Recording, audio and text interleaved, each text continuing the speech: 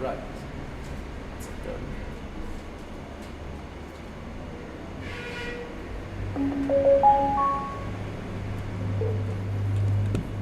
Right. Okay. People, so just want to show you something. Now we have been looking at questions from different areas in the syllabus, right? People who are joining from other places, can you raise your hand please? Like online? I need to know the people, the students who are joining from outside. Sajid, I thought you were a student at PPI. I know Kalani is joining, from outside, as in, Kalani is, I know that. I know that you are joining from Maldives. But you are a PPIM student, yes? Yeah. No, I'm talking about, yes, I want to know the people who are in this class who are not registered at PPI. Not registered. Not registered. Kalani, that's it. Kokulan, you must also be joining, from outside, yeah? Tisha.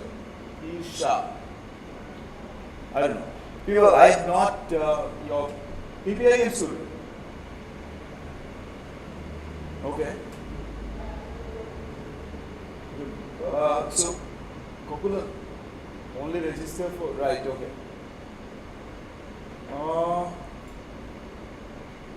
PPIM student. Why haven't I seen you in any of my classes? Kokula, are you joining from India?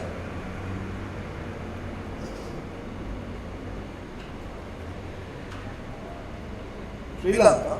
Okay. Why haven't I seen you in any of my classes? I have people joining from Dubai, from Maldives, from Australia. So Jaffna is not that far away.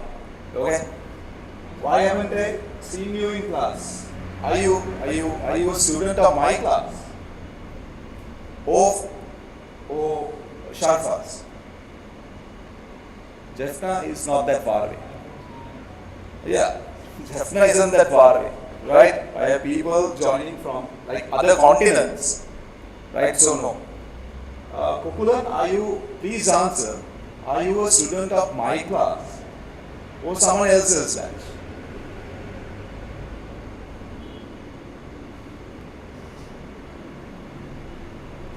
Right.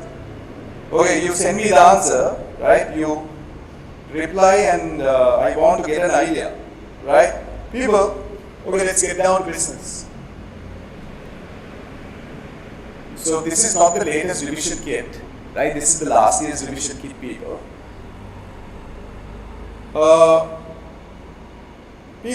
So we are done with performance measurement and control. We are done with standard costing, variance analysis. I'm going to look at one or two questions from variance analysis. I'll do that in the next week.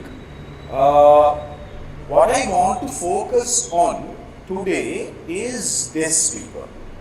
Decision making techniques. Now, under decision making techniques, look at the areas that you have. Key factor analysis, linear programming, pricing, relevant costing, uncertainty and risk. These were, I think chapters 6 to 12, 6 to 10 or 6 to 11, I can't remember. People, now these are historically, if you look at your past papers, these were not tested in section C. But now, examiner is putting more and more questions from these areas in section C.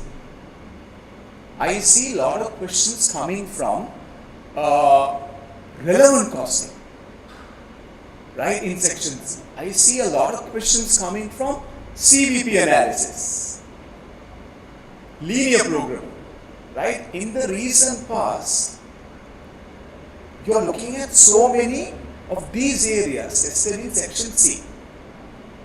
Are we clear, people? Now, historically, your examiner has been testing what? Performance and variances in section C. You should not expect, questions from these areas in your exam paper. You might get it, but don't be like, okay, sure and short ratios, sure and short, balance scorecard, sure and short building block model. No. People, when I analyze the papers, now this is 2018 to 2022. Look at the questions people see. Key factor analysis. Look at this video. 2018, now there you go. Look at the number of questions that you are getting. People, that's your single factors, linear programming. When you say key factor analysis, you're looking at short-term decision making, right? You're looking at bottlenecks. You're looking at key factors. Now, for your limited factors, exactly. Linear programming and associated stuff. Are we clear? Yes? People, now when you sit for the paper, don't have any expectations. Don't be like, please God, let there be a question from performance. No. Right? Go to the exam with a blank mind. Right? Be ready for anything, guys. Okay.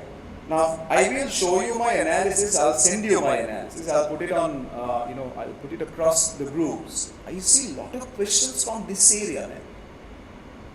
Right? Joint product costing, time series analysis.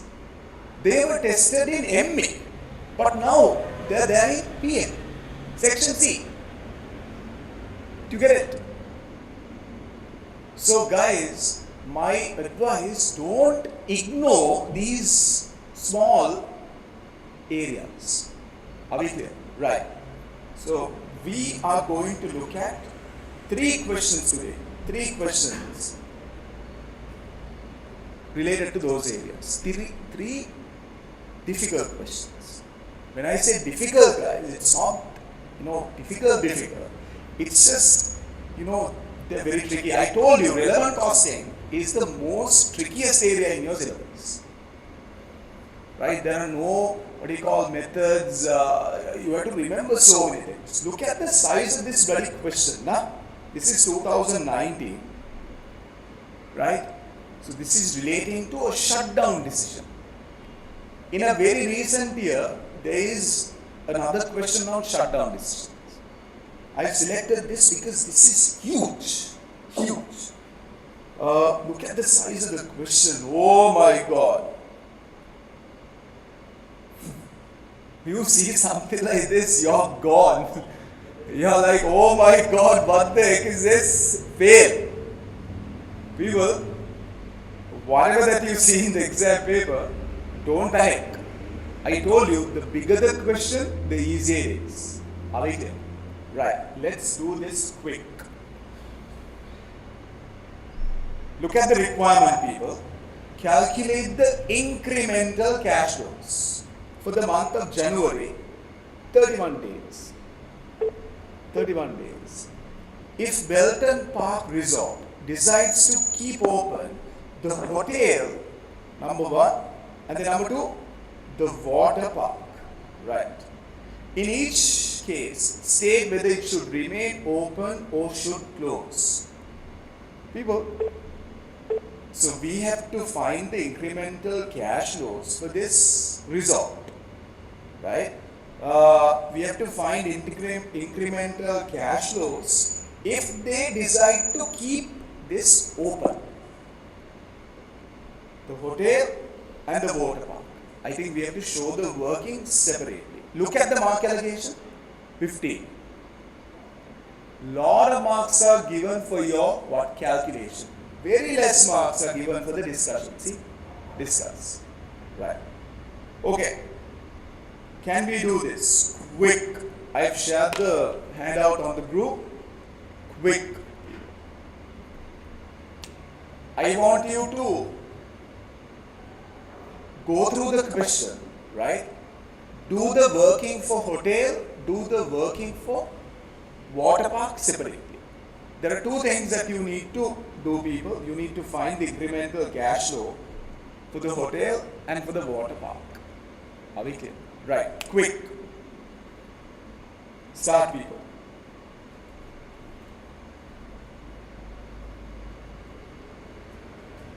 Right. Okay, cool.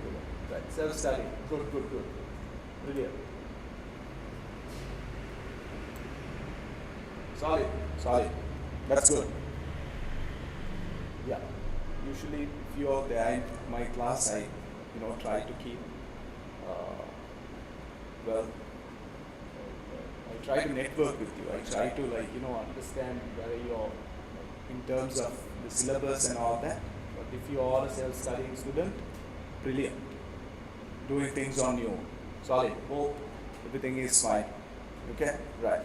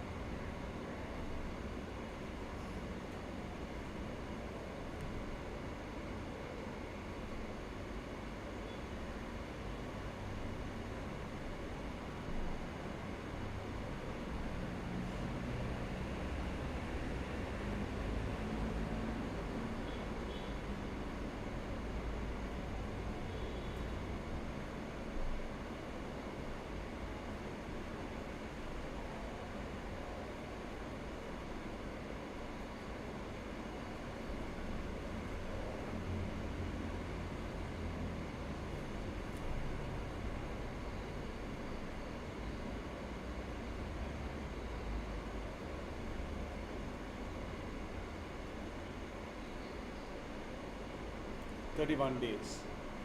Sasri, here they tell you 31 days, no? 31 days, yeah. See?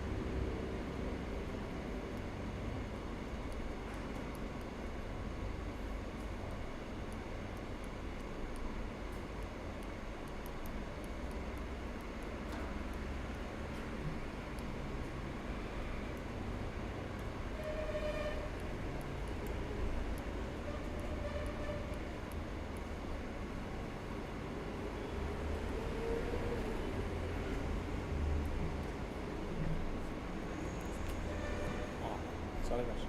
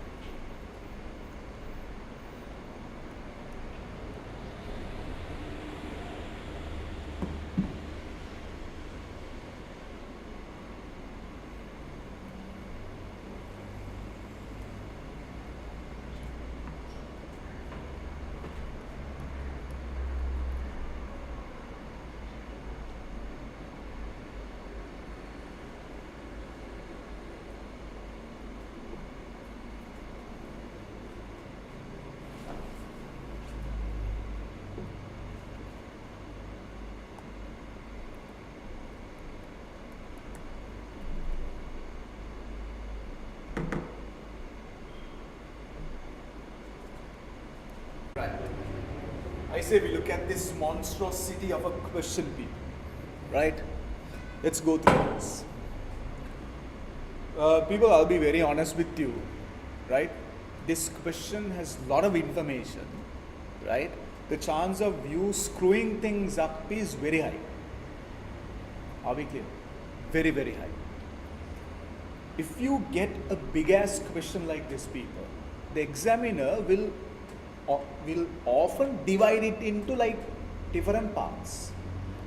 Right? Big questions are often divided into parts because, examiners understand, come on, this is just a paper, right? And you're given only 3 hours to bloody finish the paper, right?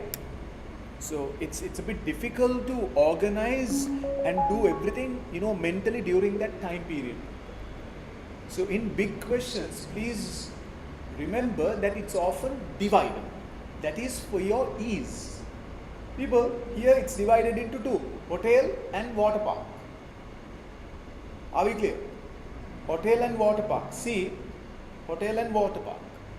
Do it for the hotel first. And then do it for the water park. You can do it that way. Are we clear? Because it's just too much. Too much of information is given to us. Right? First time reading is not enough. One time reading is not enough, people. Are we clear? You have to read it once, twice, I don't know, thrice. First time reading, I've told you people, as you read, take notes down. As you read. Don't, firstly read, right? You slowly read and then take notes down. No, I don't recommend that. Right? As you read, highlight, do whatever, have your scratch notes, take notes down. Are we clear? I saw only Fahad, taking, notes down. Now, some people, they can, save everything here. Asmed, I think you're a person like that. I didn't see you taking things down. Right? Nuha saying, I did not see you taking things down, but that's okay. Highlight. Okay, brilliant. That's okay. Right? I prefer Fahad's, approach. As you read, take things down. You get it? Don't read and then read again and highlight. No. As you read the first time, you highlight, do whatever. Are we clear? Understand the requirement. You ought to what? Calculate incremental cash flows. If they decide to keep the hotel open, if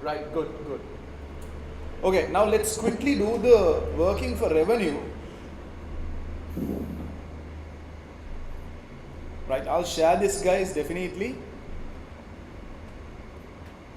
Right, people, room rate 70. Yeah, number of rooms you have 120. There are 31 days for January, they clearly tell you that.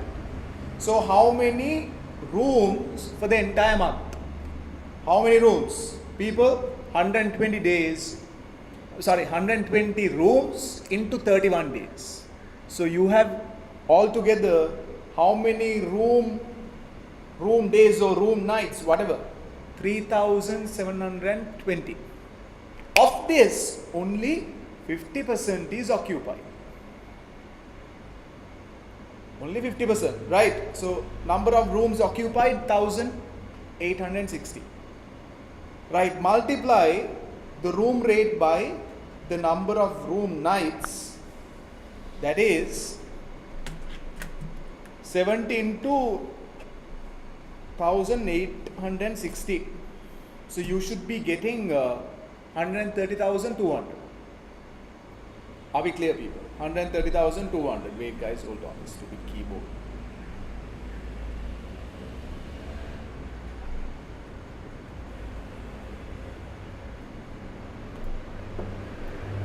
Right, 130,200. People, what did I do? There you go. I multiplied 70 by 1,860. There you go. Right, guys, don't read the entire damn question when you can do some working by looking at some part of the question. It's a waste of time. Are we clear? Now you'll be like, sir, how to do this? Oh my God, we don't have any practice. No. There is another question like this that I want you to try on your own. This is the most difficult one. There's another question. I'll tell you what that is. Try that on your own. You do too. You get the hang of it. You know. In the exam, if you get something like this, you will not panic. Are we clear? That's the important thing, people. People, they're talking about some extras here, right? They're talking about some extras. What is that? They tell you average nightly spend on extras per room 20. Per room it's 20. How many rooms? 1,860. No? Look at my formula. So 20 is the average spend. We have 1,860 rooms. Right, that is the total revenue. But people, they tell you contribution margin. So out of this 20, guys, please remember, out of this 20, what is your contribution? Only 60%. 40 is variable. Are we clear? So you take only the contribution. So that is 22, 320. So what did I do, guys? I multiplied 20 by 1,860 and this into 60. Right. Total incremental hotel revenue, people, you're looking at the addition of these two. 152, 520. Yes. How to get 48%? Yeah. Yes. Yes, thank you. Brilliant. Yeah, guys, now you can answer, each other's questions. Brilliant. Yes. Now, how to get 48%? Your examiner is telling you. Look at this, will you? Here, highlighted in yellow, right? Yellow or brown, right? Man, it's brown for me, but here it's yellow, right? Please look at this. Teacher, they tell you number of visitors to the water park would be 52% lower, right? 52% lower. That means out of 100, 52 is not coming. 48 is the people that you're, getting into the water park. Contribution margin. What the hell is contribution margin? Contribution as a percentage of selling price. That's it. That is contribution margin. Are we clear? They have mentioned contribution for extras. Yeah, only for extras. So your extras per room 20. Per room 20. How many rooms are there for January? 1860. We calculated that. Are we clear? So this is your total extra revenue. Total revenue from extras. Total revenue from extras.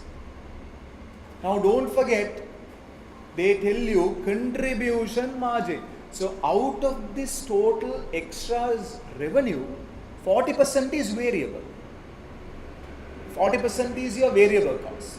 So therefore, only 60% should be taken. This is your total contribution from extras. Are we clear? Right? People, can you remember we calculate contribution to sales ratio? Contribution margin is that same shit only.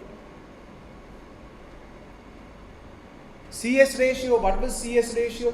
Asmed, contribution divided by sales, no? Same thing. You are looking at the same damn exact same thing. Contribution margin. Do you get it? Okay? Please don't get confused. Done. Okay, now let's do it for the water park. Let's do the revenue calculation for the water park. Right. People, water park, here. Where is that? Water park. Water park, right. People, number of visitors, they tell you it's 12,000. 12,000. But only 48% is going to be there in January. There you go. 12,000 into 48. So number of visitors are 5,760. Admission price, we already calculated that. That's 21 into 0.8. Right, 16.8. Admission revenue. People, number of people coming into the water park, they have to buy the ticket. Right, there you go. 96,768. Again, they also talk about this contribution margin, blah blah blah. So average spent on extras 12. How many visitors? 5,660. 5,760. I'm sorry. This into contribution 60%.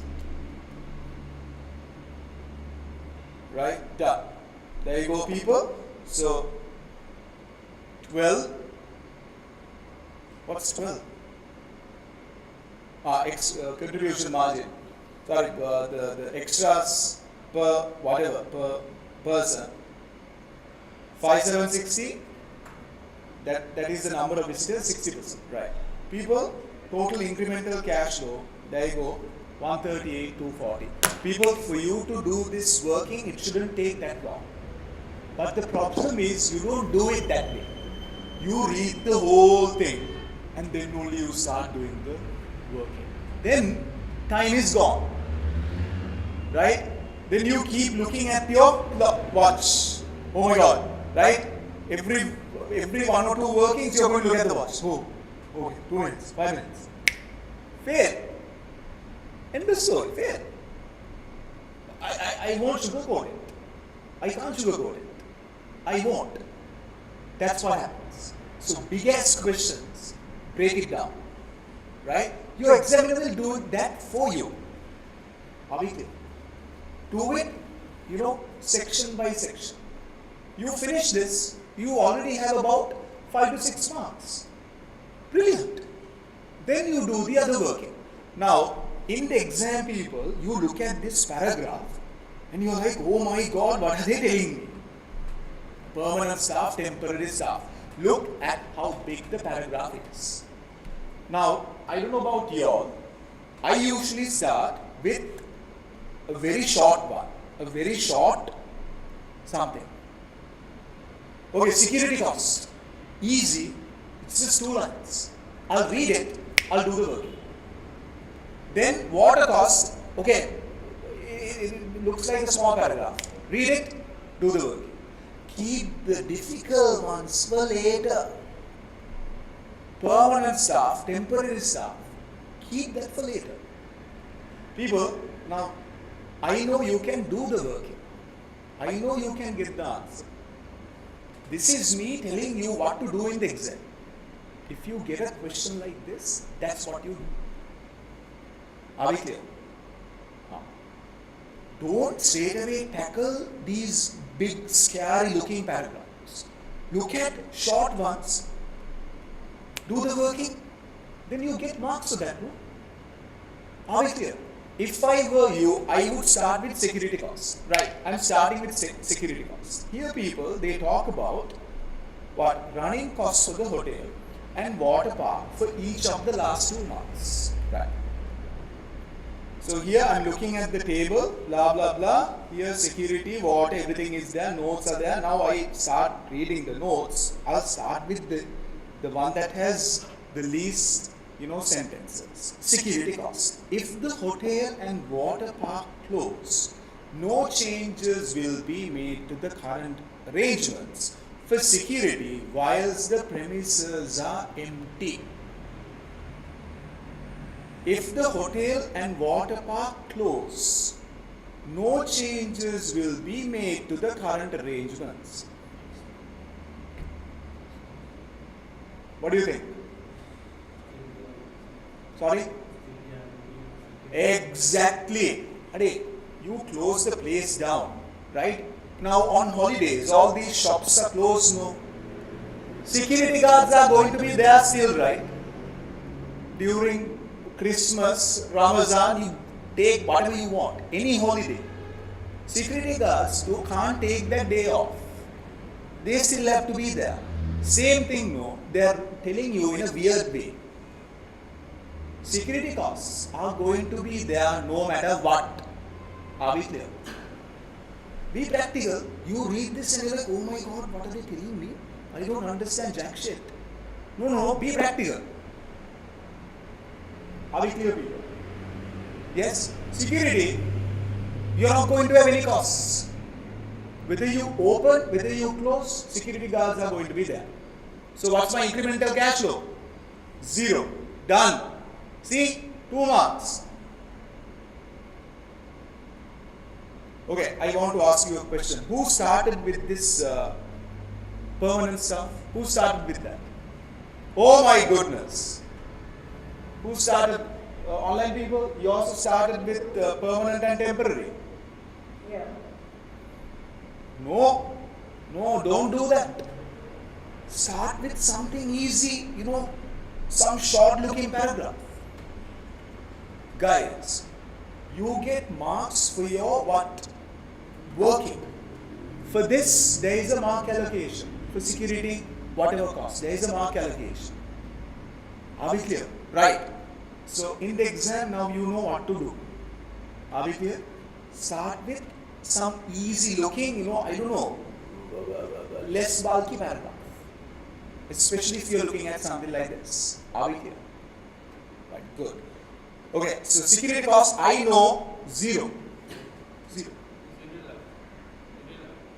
Irrelevant, very good. Irrelevant. Come again? Yes, it's a fixed cost. Security guards are going to be there no matter what. That's the point. Right, water. Let's look at water. Water, 12,900, 12,100. What are they telling you? It is estimated that water costs for the hotel would fall to 6,450 for the month if it remains open in January. Right, brilliant. What is the water cost? Fall to 6,450 if it remains open. Okay, so the water cost given is 12,900. They tell you if they keep the hotel open, water cost would fall to 6,450, meaning you have to bear only 6,450, no? So what's the cost here? 6,450. Done. Are we clear? See guys, how fast you can do the working. Right.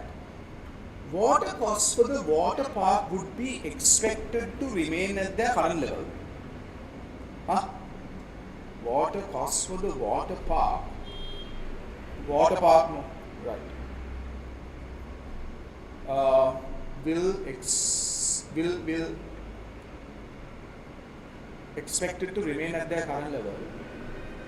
If the hotel and water park were closed, all water would be turned off and no charges would arise.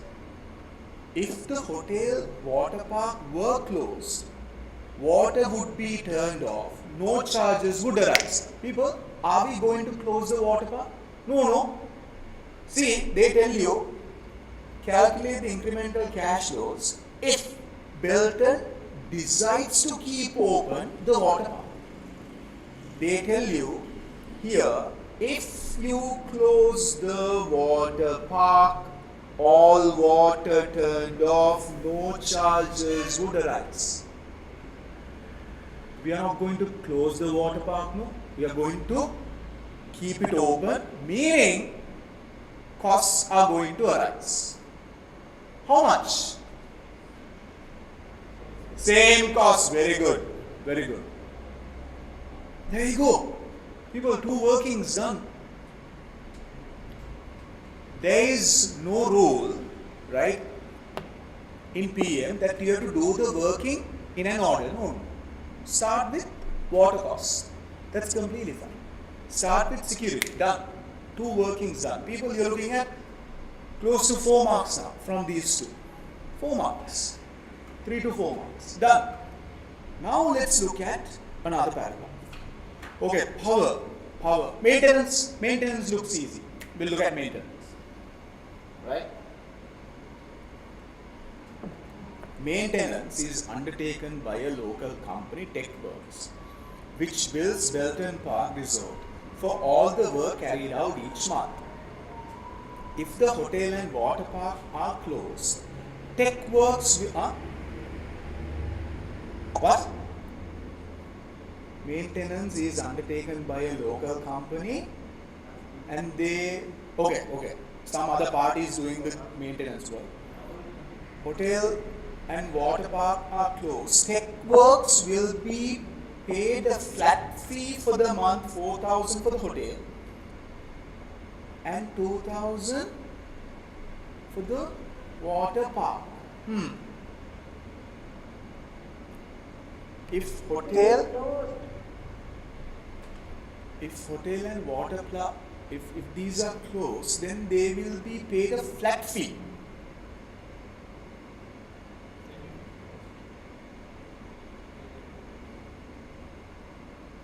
Does that be regarded as saving to keep it open? Come again? The flat fee should be included as a saving to keep the water park open. If they, very good, yes, that makes sense. People, if they close it, they still have to pay 4,000 and 2,000. So if they keep this open, then you don't have to pay. So these are cost savings. Very good. These are cost savings. These are cost savings. Costs are given for 2 months. Yeah, correct.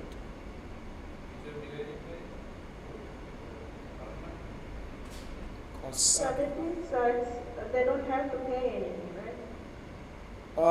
yes, they don't have to. Yes, they're saving that figure. They're saving. So it will be zero? No. Now they already have, maintenance 14,600 and 6,000. So, meaning this is the cost if they keep it open, right? So because you don't have to close, you're saving 4,000 and 2,000.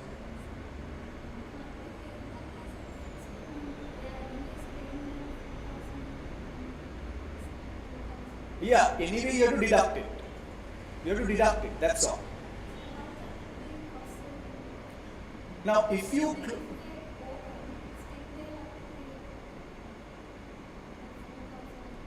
very true, but you're trying to, okay, good question. So you're trying to decide whether to keep it open. So if you close it, then that cost becomes relevant. Do you get it? If you keep this open, then you don't have to bear that cost. It's a fixed cost, right? It's a fixed cost, correct. It's irrelevant. It's a fixed cost or irrelevant? Because if we work or not, we should pay. It's not a fixed cost, people. It's not a fixed cost. It's not fixed, no. They'll be paid a flat fee. Like a rent.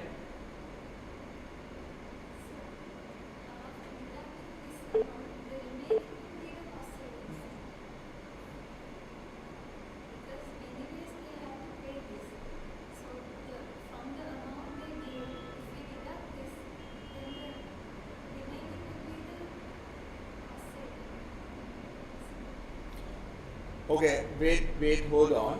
Maintenance costs are 14,000 and 6,000 right now. This is if they keep this open. If they close it, they have to pay 4,000 and 2,000.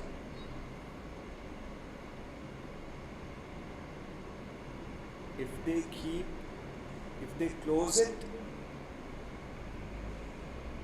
they have to pay 4,000, 2,000. So because I'm not going to close it, they don't have to pay this. No, that is fixed cost, right? I feel it's a fixed cost. Because that is, if it is open or a close, they have to pay it. Like a rent. Yes, So it is correct. not a fixed cost. Correct. Because we have to only incur if they were to close it. Correct. No, whatever is open or a close, they have to pay it. Yes, that's the point. Now, see, if they are closed, they will be paid a flat fee. So it's a fixed fee. Yes. So if they keep this open,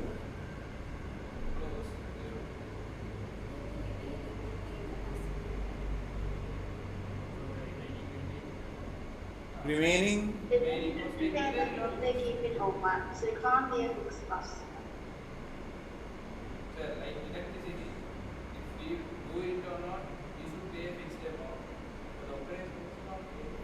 so you're telling me out of 14,600, there is a variable component which is you minus 4,000 from 14,600, that's your variable component.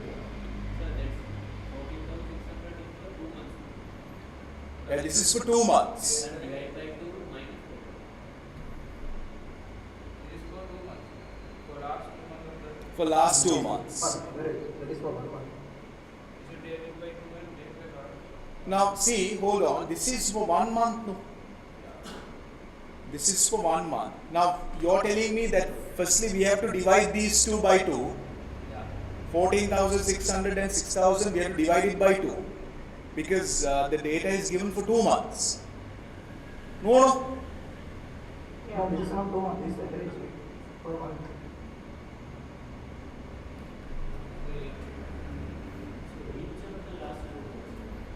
Each of the last 2 months, that's what. So it's not 2 months data, it's monthly data. Who said we have to divide it by 2? That's wrong, man. See, each of the last 2 months.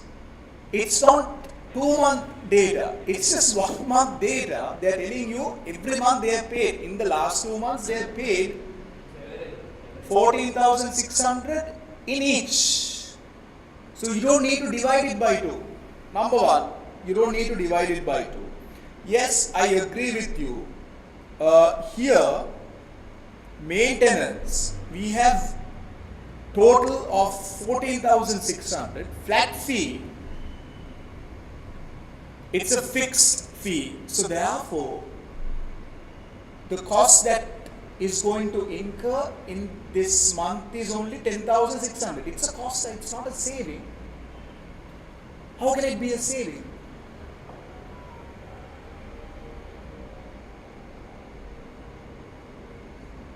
How can it be a saving? No, it's not a cost saving, no. It's not a cost saving. Yeah, exactly. Yes, so people maintenance cost for the hotel, yes. I will agree, I am going to agree with what Asmed said. This is like a semi-variable cost. Yeah? So there is a fixed component and a variable component. That fixed thing is anyway, flat fee thing is fixed. So what's variable is 10,600. Now I can't say this is fully semi-variable, no, but I can, bring that logic in. Are we clear? No, it's not a cost saving, it's a cost. Online people, are we okay? Right, maintenance, there you go, 10,600.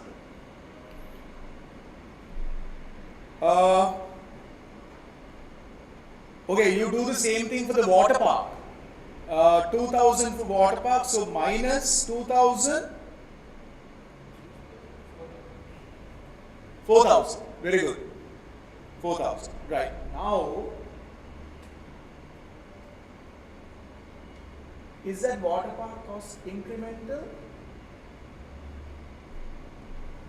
Water park, water cost. See, they tell you, if you keep this open, right? If you keep this open, water park, water cost, huh? If you keep, see, however, water cost for the water park would be expected to remain at their current level. So if you keep it open, you're anyway going to have that cost of 12,100. So it's definitely relevant. Are we clear? You're going to keep it open, so it's relevant. Right. Okay. Shall we look at power? Power. Belton Park pays a fixed monthly charge for 8,000. Right, fixed out. People, so fixed monthly charge 8,000 for the hotel and 7,000 for water park. Out of power costs, you need to minus 7 and 8. Right, you need to minus because these are fixed, irrelevant. Gas. Gas charges relate to heating and include a fixed charge. Okay. So now I'll take hotel as an example, people. Power cost 20,000. Hotel. Power costs are 20,000. From this minus 8,000. And then there is a fixed charge. How much? 2,200. Right. This is your variable component. Hotel, variable. Yes. Hotel total power cost is 20,000. There you go. They tell you there is a fixed charge for electricity 8,000. Right? And then here gas, they tell you fixed charge 2,000 for the hotel.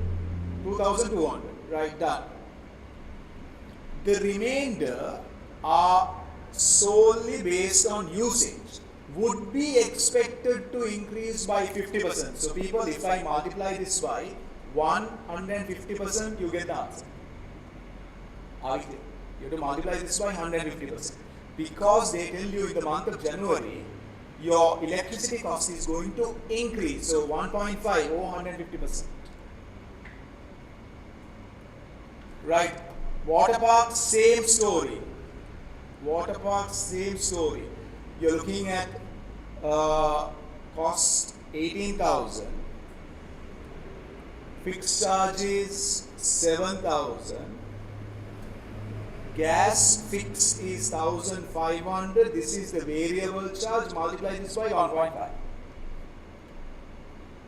there you go. This is your power costs. People, are we clear? See, expected to increase by 50%. This is the remainder after deducting your fixed. That is going to increase by 50%. So altogether, it's going to be 150%, yes. For the month, for that month, you don't take only 50%. You don't take only 50%. Right? If you decide to keep it open, then how much? Are we clear? Right? No, these are the, are we clear? These are the costs relevant to the month of January. Are we clear? Understood? Right, moving on. Now we'll look at these two big paragraphs. Right. Staff costs. People, I already did the working. Right? I started with that because I looked at these, they're pretty basic, except for this, maintenance thing. Right? I took it as I never thought of it as a semi-variable. But yes, Asmit, brilliant. It definitely looks like a semi-variable cost. Right. People, here, included in the staff cost is the salary of 30,000 manager, 24,000 head chef. Both are given per annum. You have to convert it to monthly. There you go. Manager salary 2,500, head chef 2,000. Fixed minus this from 120, right? Minus this from 120. There you go. This is my staff cost working. Fixed salaries.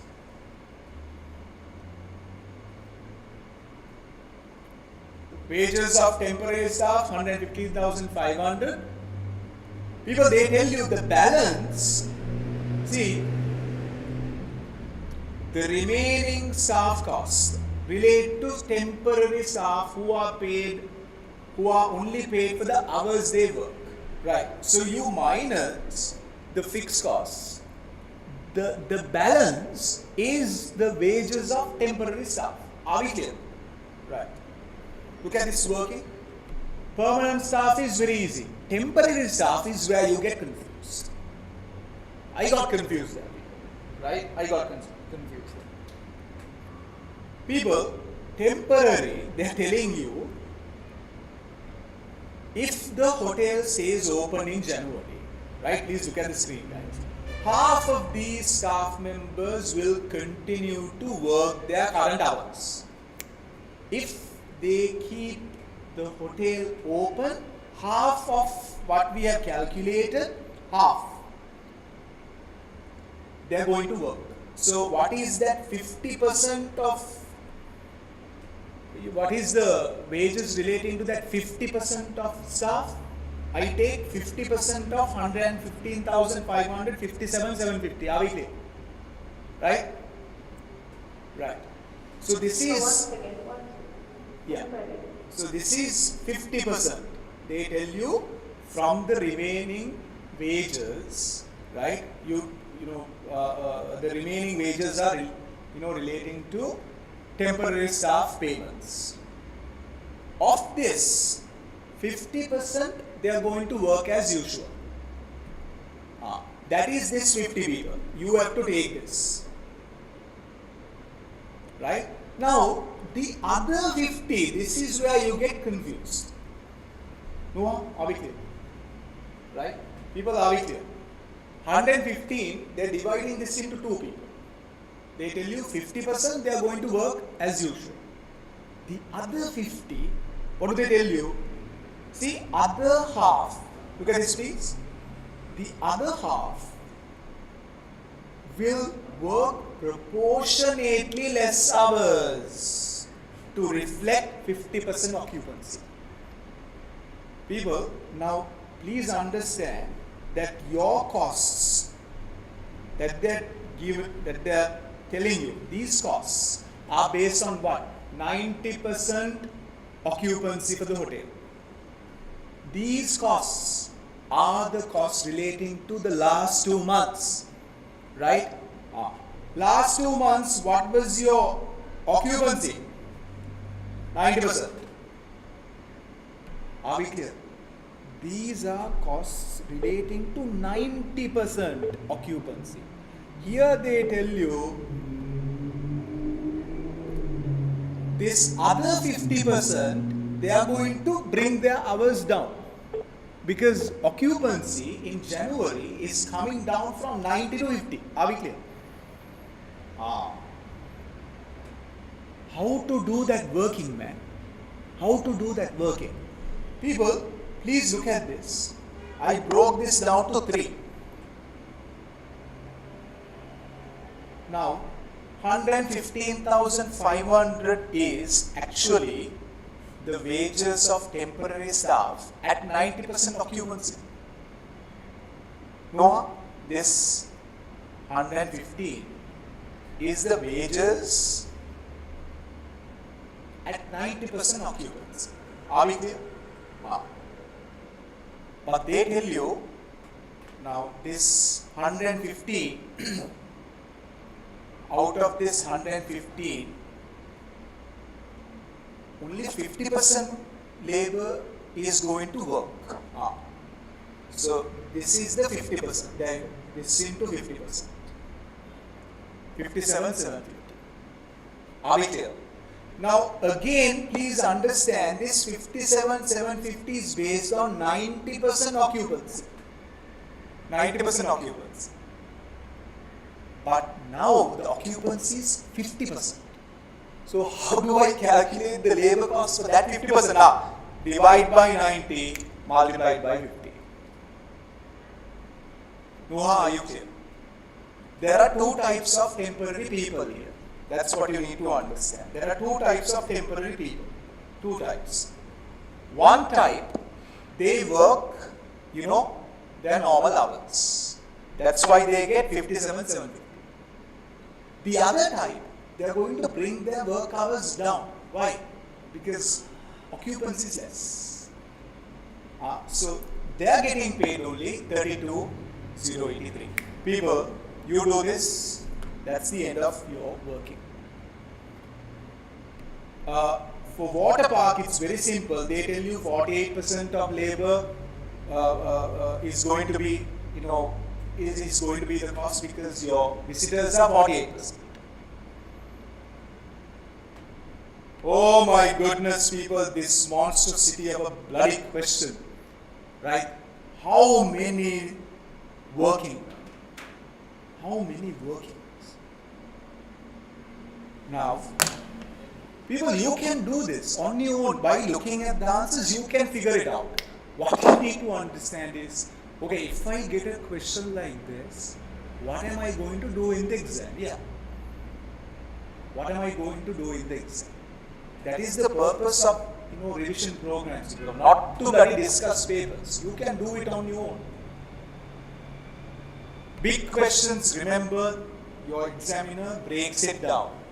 You use it. Do whatever the easy ones first. Keep the difficult ones for later.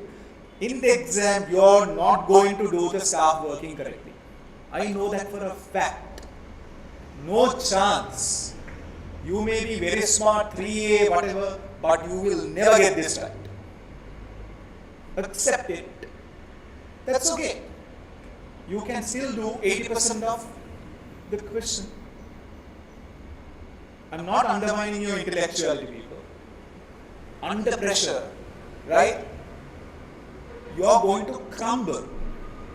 It will not work. Accept it and be okay with it. Be alright. You have done 80% of the work here. So you get, the mark for that. Are we clear? Don't be like, oh my God, if I get a question like this, I'm totally screwed. Right? I have to follow that idiot's class again. Right? Please, people, the learning is how to deal with a question like this in the exam. How you know? Are we clear? There's another question, a bit easier than this. This is the most difficult question I've seen in the recent past. But there's another one, not that difficult. There are 2 other questions actually. Are we clear? Okay, so you do the workings. I'll share this with you, people. You should be getting a net incremental net Yeah, net incremental cash flow of 30,936 something for the hotel, and then 72,562 for the water park. They tell you,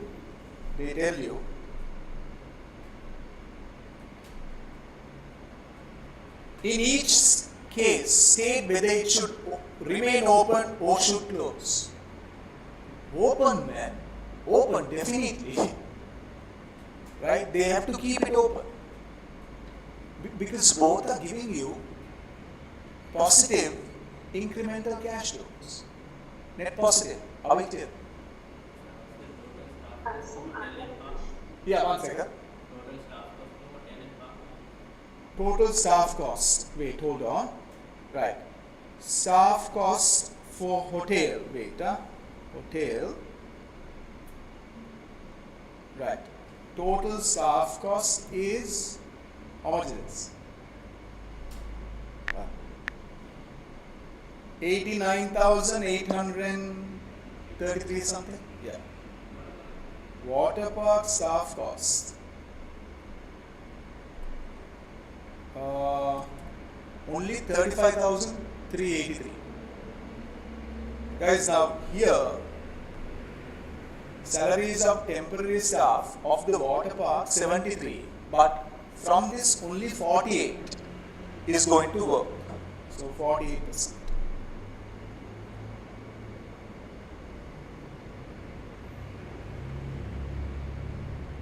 Are we clear?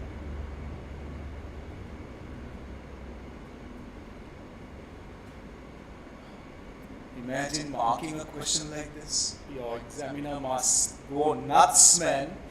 Right? Because you are writing all kinds of crap. I feel sorry for those examiners. Right? Yes, what was the question? Yes?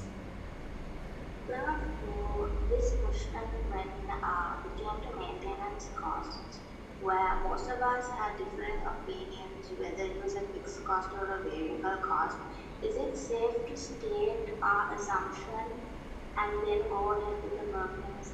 Definitely, yes. Now, now, people, it's a given fact, right? If you are confused as to what the heck to do, right? Your examiner tells you that you have to make assumptions. Make assumptions and do it.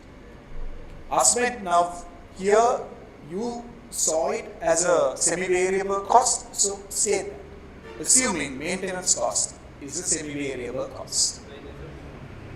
Whenever you're not clear on something, right? That was a good question. Thank you for asking that. Whenever you're not clear on something, make an assumption, do it. Don't get stuck. Don't be like, okay, I'm not going to do it. Write some bullshit. Something, some crap. I don't care. Right? Make sure that the examiner has work to do when he looks at your paper. If things are blank, examiner will be very happy. You will be very sad. Why? Fail. Right? Okay. People, I'm not scaring you. You will not fail. Right? You're not going to fail because you can't. Right? After this much of work, you can't. Even if you try, it will be difficult for you. Right? So, yes, make assumptions and move on. Definitely. Right? Okay. Part B, discuss any other factors which Belton Park should consider when making decision in Part A. What are the other factors? This is qualitative. People, they were open only for 2 months. Now they suddenly have to close, right, for the month of January. What can we say? What can we say? Think. Practical points.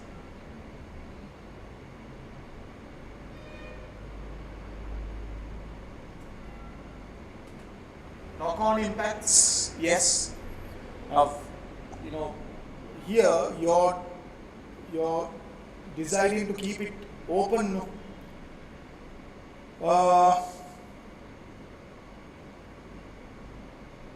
Give me an example for a knock-on impact. Suppliers. Macro? Macro. Like what?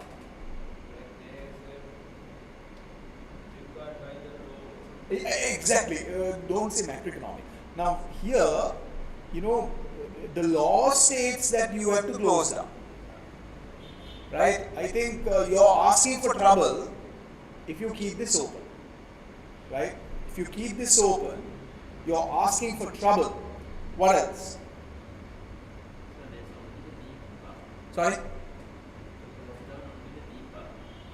Whole resort or just the theme park? Yes. Whole resort or the theme park? Yes. Now when you say whole resort, you're looking at the hotel, everything. Yes.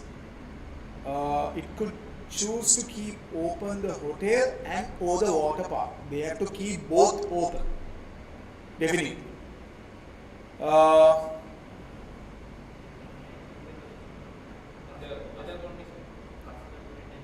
With the conditions, okay, what was that? Customer retention, yes, they were, they began their operations only 2 months ago. Definitely. Had to keep customer base, our decision was based on historical. Okay, very good, very good, very good. That's so good. That's a brilliant point. People, you're looking at limited historical data. Limited, only 2 months. Average rate, whatever, only 2 months. Yes, historical data is less, so you're actually working your numbers based on limited data, so your decision could be wrong. Very good. Very good.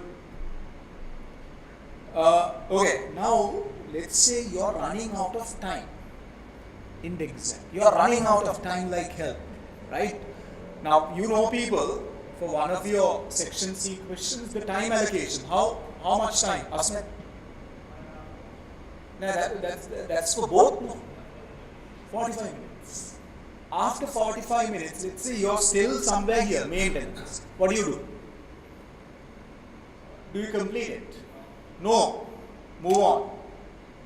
Will be very difficult, right? Your psyche will be like, no, finish this, just 2 more minutes, 5 more minutes. That is what your psyche is going to tell you, right? You control your mind, right? Move on. Are we clear? Let's say you do it fairly, reasonably well. Now, you have only 2-3 minutes to talk about, these qualitative factors. Discuss. The verb is discuss. I told you, when they say discuss, you have to talk about 2 things. Goods, bads, pros, cons, whatever, man, right? You say, okay, this is good. In the next point, you say, no, that is bad. That is discussing. Sorry? Is it explain? No. Explain. If the verb is explain, that's a very basic verb. You don't have to be very creative. Just write something on the surface, end of story. If the verb is discuss, you will not get explain. Right? You will see here and there very, chances are very less. The verb will always be discuss. Remember, when the verb is discuss, you have to talk about 2 things. Goods, bads. Talk in favor, talk against. Are we clear? So people, I don't know, man, right? If you are running out of time, don't bother writing massive paragraphs. I keep telling you this. Why is that? Because you're in the exam, right? You start typing. When you start typing, things come into your mind. In an exam, you never run out of points. No? You run out of time. When you start typing, you get so many points into your head. Typing. Don't do that in the exam. Right? Quick, small points. Look at this. Small points, move on. Leave lines. Make it easy for the examiner. Examiner's life is anyway miserable. Make it a bit easy for him. Are we clear? Make it a bit easy. Okay? Short sentences. Don't explain a lot. Are we clear? People, are we clear? That's okay. We took a lot of time, but this was a good question. I hope you learned something out of this. More than the answer, right? You need to know how to handle a question like this. Are we clear? I'm not worried about the answers. Most of the people fail in PM not because they don't study. No, you study. You do past papers, section A, section B, section C. You do all that. You go to the paper. The paper becomes royally, messed up, right? You don't, manage your time. Number one. Number two, you keep explaining too much, right? You don't read the requirement. You write some bullshit. Examiner is looking here and there. Okay, what has this idiot written? Read the requirement. Tackle the requirement. Are we clear? Manage your time. I told you, section A and section B, you should finish ideally within less than 1.5 hours. Less. Right? Keep more time for section C. Are we clear? People, if one section C question is this long, right? The other section C question is going to be very, very easy. Are we clear? Examiner balances the paper in that way. He will make one question very challenging, the other question in a very simple level. Are we clear? Yes? There is no rule that you have to start with, the first question in section C. You look at the question, you're like, oh my God, this is so big, I'll do the other question first. That's completely fine. You don't have to work in an order. You know that, right? If you feel like this is too much, right, that's okay. You finish the easy one first. Are we clear? Never get stuck. Move on. Okay. Right.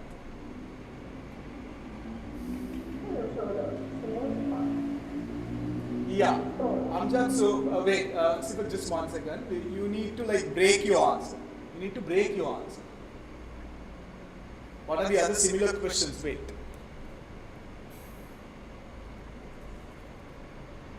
Other similar questions. There's one. Stay clean something. Stay clean. What was that?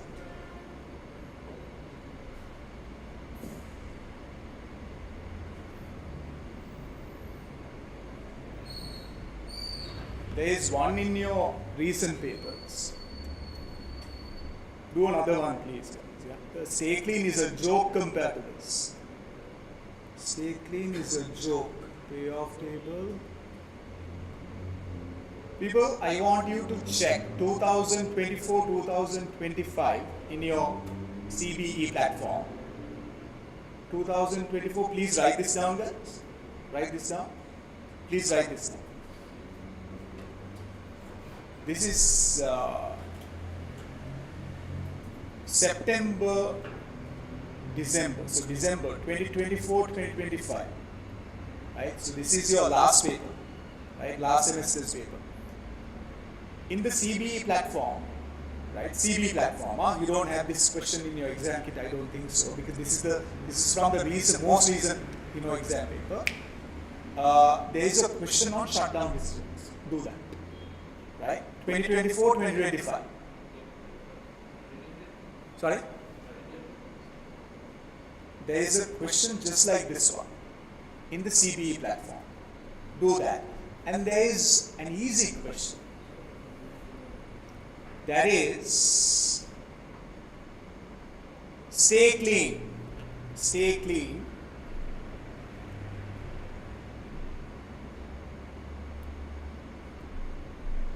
Stay clean in your revision kit, guys. You can look for this question. Stay clean, December 2009.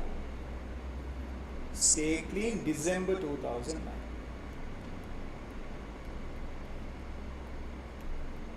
December 2009. Right. Okay. Stay clean, and then the other question is in your CBE platform.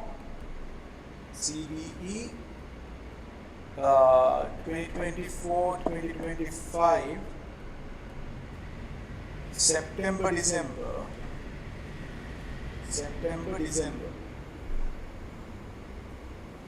There's a question on shutdown. Shutdown decisions. This is also shutdown. Both are shutdown.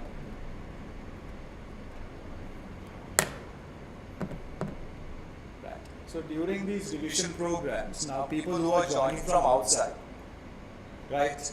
So during these programs, guys, I can look at only one or two questions. Yes. So don't forget to go through those minor areas like joint product costing, time series analysis, regression, right? Okay. People who are joining from outside, non-PPIM students, right? Okay, let's go for a break. 20 minutes. Come back in 20. We'll look at the other one fast.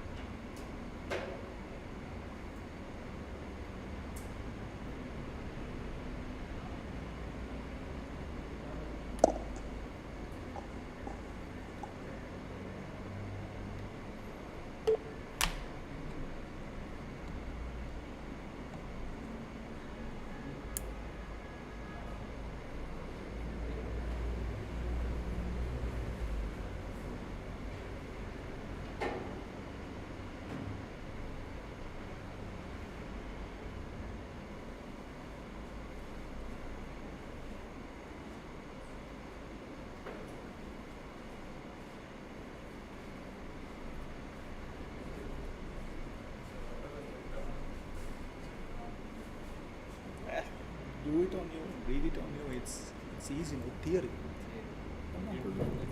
Huh? Come again.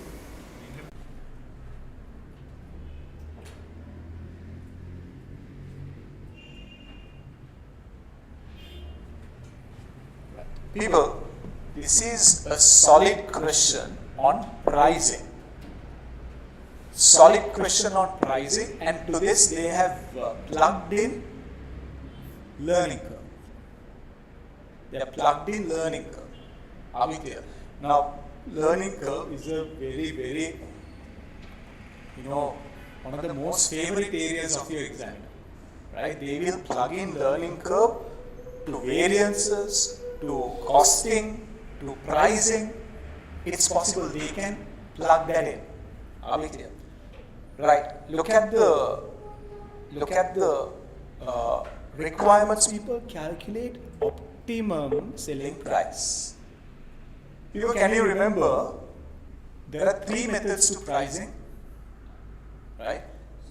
Cost-based methods. Other methods, they are your market methods like penetration, demand approach. Optimum price is a theoretical price. Optimum means the best. So you have to use what? Exactly the steps. Right? There are steps. If you can't remember those steps, look at the note. That's fine. Don't look at the answer. Look at the steps and then do it. Right? People, quick. For 12 marks, they want you to find the optimum selling price and annual profit. Let's do this, people. Quick, huh?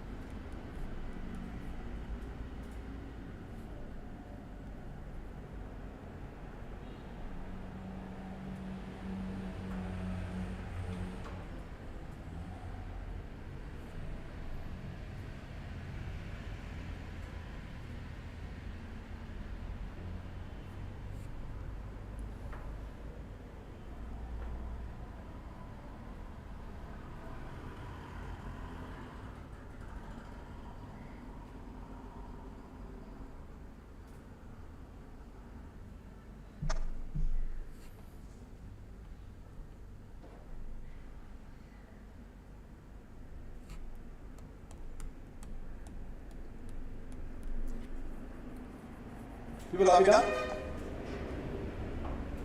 Shall we go through it? It's not that difficult, yes. Not that difficult. People, I will highlight the key data, right? So, as I read, I made a few notes. You're looking at a pharmaceutical company. The drug is PPIM. So, they don't have the patent for that drug anymore. So, now there is competition, right? There are similar versions of PPIM, right? So because of that, they are going to price it differently. That's why they are looking at the pricing policy. People, they have done some research about this optimum price, right? People, they tell you for every 2% decrease in price, demand increases by 5,000. People, this is your what? The gradient of the demand equation, yes, gradient. So demand equation, setting up the demand equation is the first step when deriving the optimum price. This is my demand equation, people, yeah? This is my demand equation, right? So, they're talking about B, that's easy. So, every 2% decrease in price, so minus 2. Yes, you're looking at 5,000 units being demanded. So, delta P over delta Q, that's 0.004 minus, right? They also tell you that there is maximum demand. How much? 1 million. Maximum demand. People, you have to understand, they're telling you this to get A, to estimate A. Maximum demand. You're going to get the highest demand, obviously, when the price is 0. Are we clear? So, maximum demand is 1000 when price is 0. P equals 0. There you go. When P is 0, right, you find A. A is your what? The intercept, the price at which there is no demand, right? So, if I am to show this graphically, guys, right, just to explain the theory behind this, right, this is the demand curve, this is your price, and this is quantity demanded. Yeah, higher the price, lower the quantity. Now they tell me A is 400. So when price is 400, demand is 0 people, right? And for every 2%, $2 change in price, right?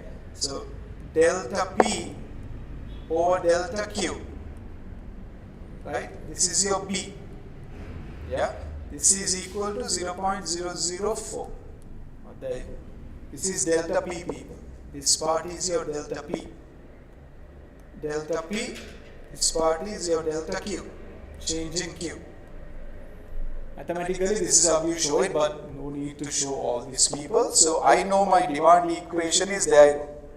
400 minus 0.0004. Are we clear? Okay, then step number 2, ideal is MC, right? But MR is very easy, no more. Marginal revenue function, just multiply the BQ part by 2, that's it. There you go, this is my MR function. 2 steps done. People, I told you, do whatever that's easy. Are we clear? You get marks for the steps here. Right, MR function, there you go, people. MR function is going to be 400 minus 0.0008 Q. Are we clear? Last night, all okay up to this point. Riska, Nuha, all okay up to this? Right. Then MC, marginal cost. People, marginal cost is another term for variable costs. So what are the variable costs per unit of PPIM? So here it's actually batches, people. So you have material Z, material Y.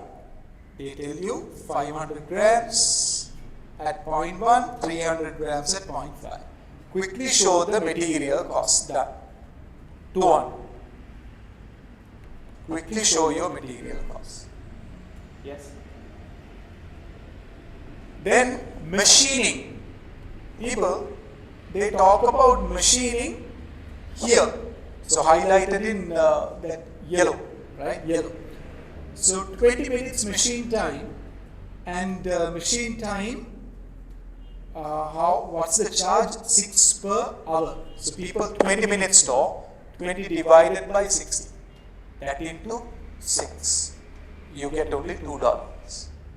There is another cost that they are talking about here, fixed. You don't take fixed because marginal costs. Marginal costs are only variable. See people, they are talking about fixed production cost. You don't have to even focus on it, right? Mistakenly, I read it and I tried to understand, and then I remembered, okay, we are doing marginal cost. Fixed is completely out, right? You can just ignore it. Are we clear? Right? No need to read that paragraph. You no need to read that part of the paragraph. You can just ignore it, right? Then they are talking about labor. What's happening here, people?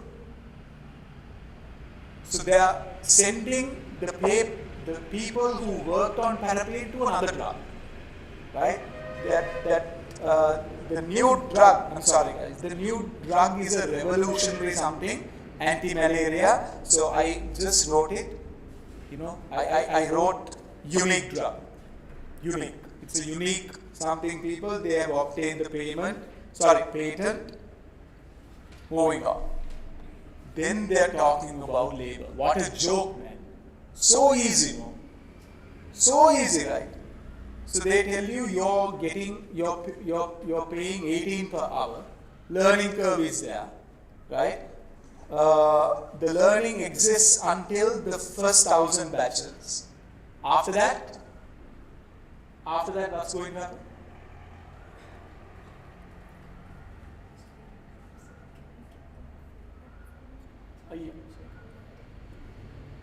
We'll take it in about 10-15.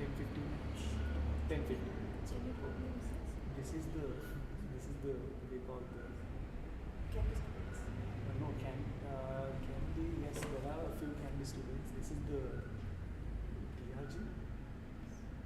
So you right. Okay. 10-15. So let me finish this.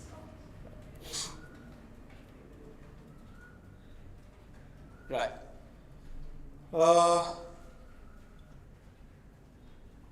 People, so 80% learning curve. Learning will continue until first 1,000 batches are completed.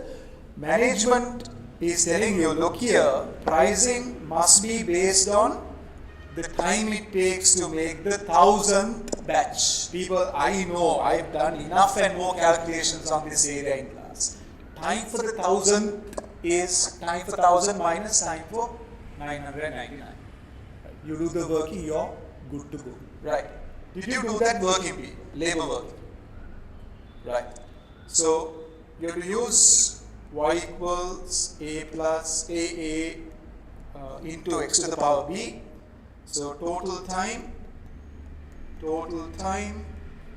for 1,000 batches. Right.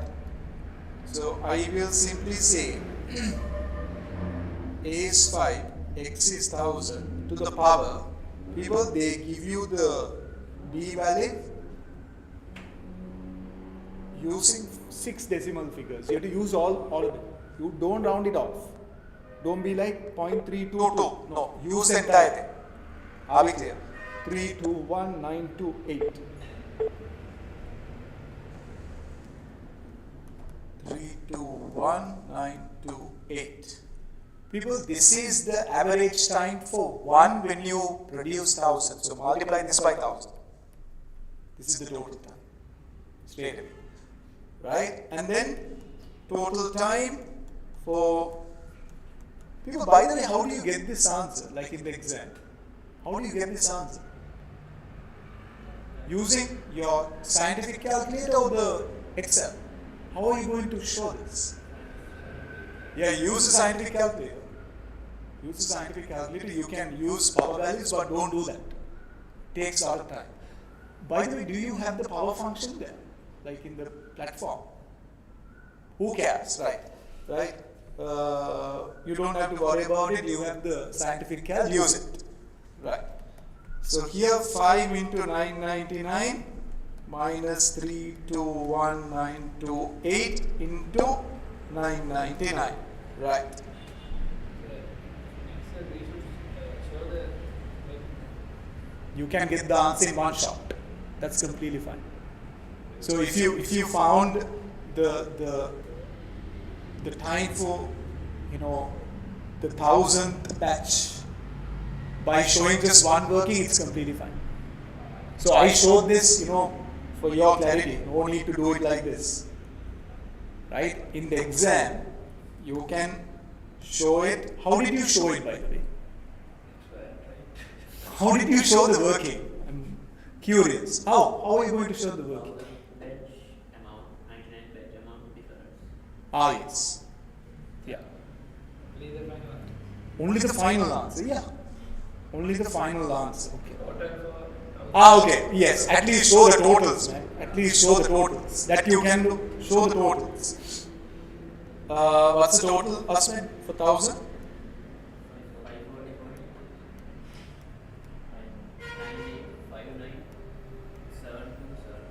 9859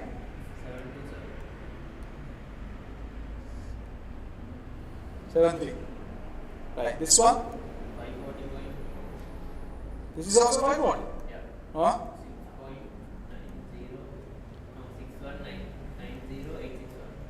865. 86. so we should write the decimals. No, not like this, man. No. Maybe 2 decimal places should be fine. Right, that's okay. It's that for this you take the power value, you take the whole thing. Because they are giving you the B value, take the whole thing. But when you get the answer, 540.98. Right. What is 4 decimal places, better. The more the decimal places, the higher the accuracy. Right? Now in financial, in FM only, those things are going to matter, but not in PA. Right? You just need to show, okay, this is the value, right? What is the time for the 1000 batch?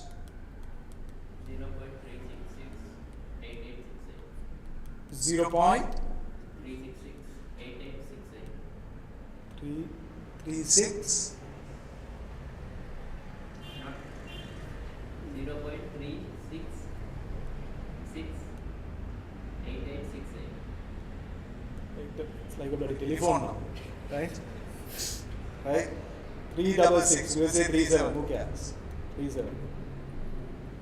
Yes. Right. Done. Now this is the time for the 1000th batch. So the cost 0.37 into 80. How much is this? 6.6. What a joke, right? Simple. Labor 6.6. That's it, no? That's all the costs here, right? They don't talk about anything else after this. So marginal costs are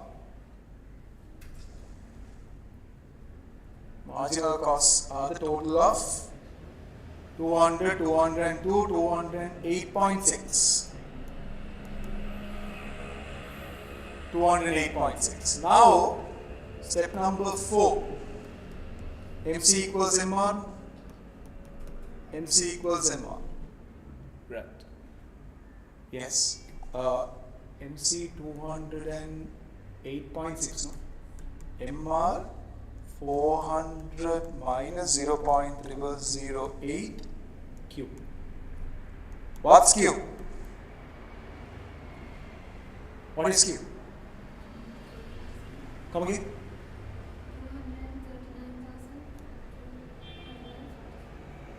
245. Done.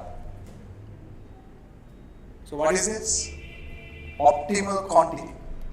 This is the optimal quantity. Sir, for material 200, labor 6.6. Yeah. And then there is machine cost, no? Machine. 2. Machine cost 2. Optimal quantity. Right. Now that you have optimal quantity, let's find the optimal price.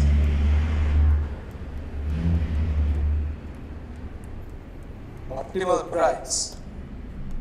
B is equal to A minus B. What? Is it A minus B cube? I'm getting confused. B is A minus B cube. Right. A is 400, B 0.0004, Q 239, 245. What's my P? 304 on the dot. Done.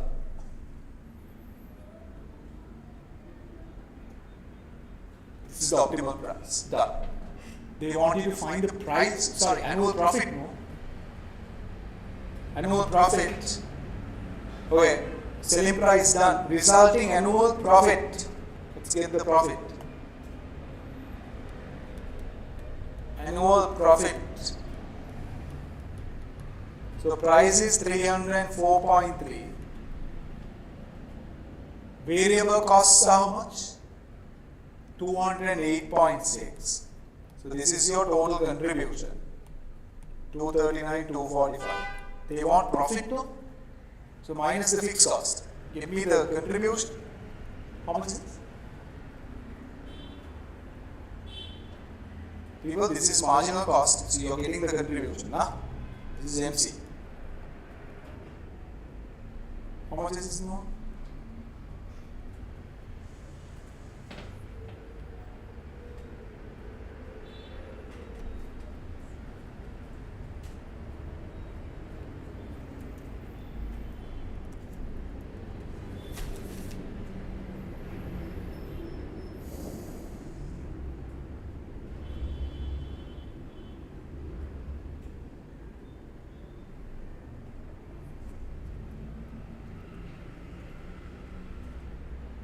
You're looking at 896, 225 something. From this minus the fixed cost.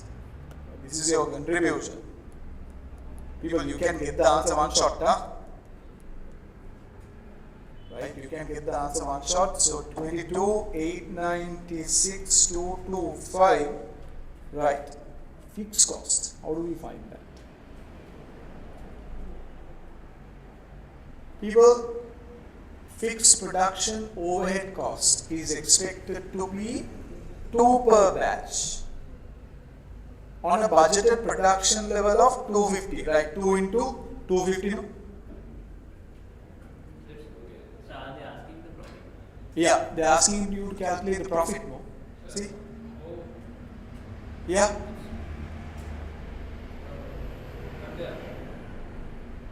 See? Annual profit.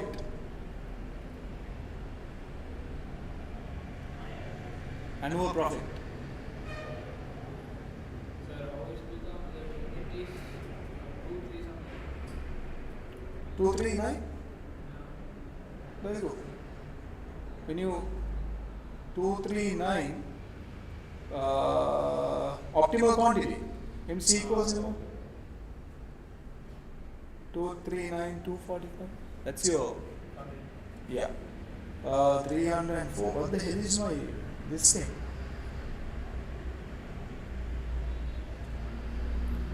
Budgeted production level of 2 per batch. Based on 250,000, no? So for yeah. Based on 250,000, it's 2. So we have to multiply by 2. 2 into 250,000. you're not producing 250, you're producing only 239, but you still have to take 250 because they tell you $2 is based on 250. That's why you can't multiply this by 239, nah? What's the profit? It's this 500, no? 22, 300, yeah, 96, 225, done. Right, very, very simple. Can you show the step 1? Step 1. Step 1 is where I find the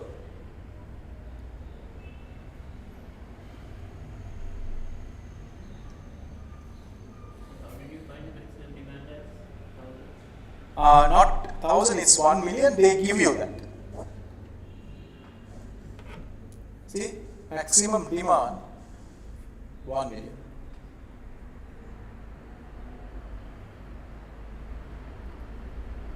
Contribution I got to right.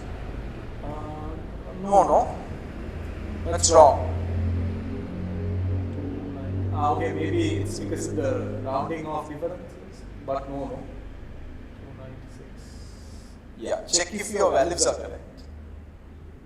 That's okay. Don't worry about the final answer as long as step 1. People, I have all the steps in my Excel sheet as well. Everything is here, right? The theory, all that crap is here, right? Like now in the exam, are you going to show the notations? No. No, my goodness, no. Straight away do the calculation. Are we clear? See? Now see, are you going to show things like this in the exam? No. Waste of time. You can, but it's a waste of time. Are we clear? Waste of time. Don't. Okay. Which part?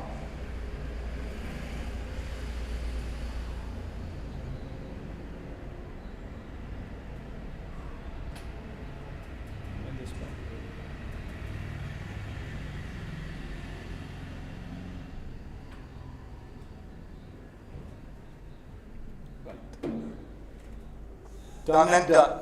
8 marks. Discuss and recommend whether penetration or skimming would be the most suitable strategy for TR when launching the new anti-malaria drug. Right, people, discuss. Discuss. Meaning, you have to look at these two methods in relation to what they tell you. You talk in favor of penetration, you talk in favor of skimming, you talk against skimming, you talk against penetration. Right? Okay. People, what do you think? Now, use your common sense. Right? What is more suitable for this particular drug? Skimming, definitely. Write that. Straight away write that. No. Just tell the examiner that you have, common sense. This is a unique drug, right? So therefore, it can be clearly seen that the most suitable pricing method is skimming. Say that, right? There you go. Clear observation. Now talk why it's appropriate. Tell me.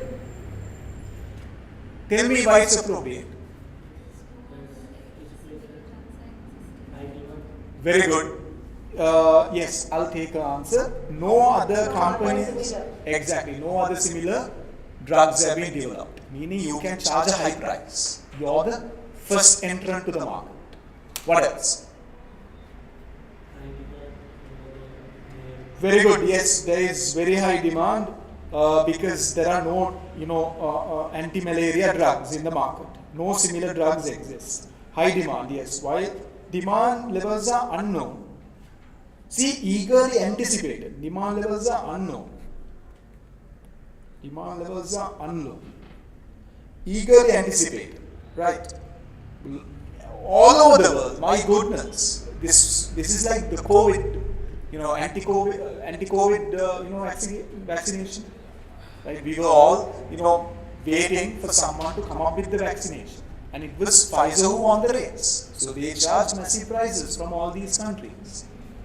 Soon as Pfizer introduced the anti-COVID vaccination, then all these other companies, they started coming up with their drugs. Are we clear? Yes, right. What else? So can we use some when we are writing the answer, can we use some real world examples? Yes, you can. You can. Right. No harm, but try to stick to the boundaries, like, use the case study. Use the case study. We can write the case studies for when we writing example. The cost is Can also we very use high the for case that. studies points? Of course, you can. Yeah, wait. Yes, you can. Definitely. Yes, Sifat's answer is very good. People, now I'm sure, the cost of developing this drug is very high, right? Oh my goodness, see, they tell you that. See, it costs millions of dollars to develop. So charge as much as possible initially to cover up your costs. Yes, that's another part. Unique. What else?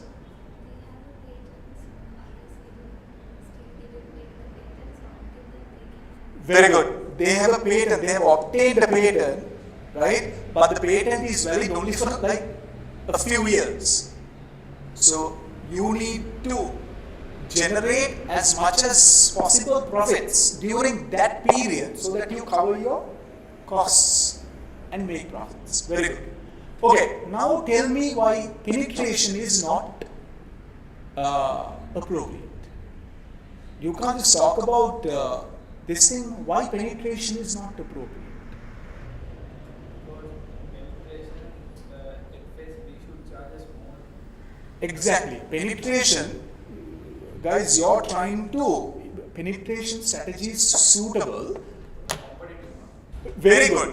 When there is competition in the market. Are we clear? When there is competition in the market, yes, penetration is solid.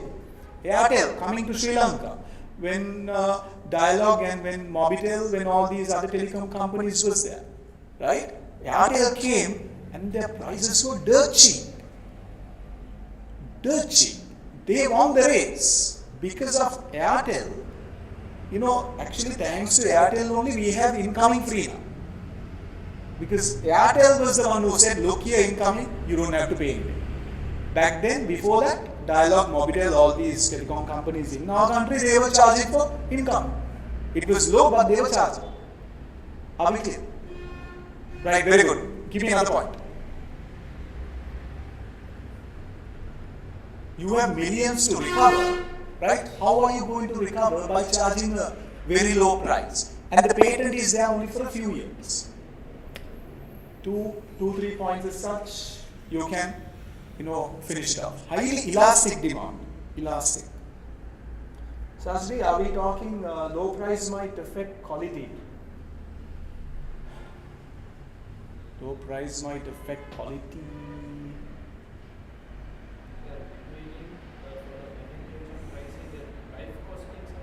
Life cycle. Yeah, you bring in life cycle. Yes, brilliant. That's a good point.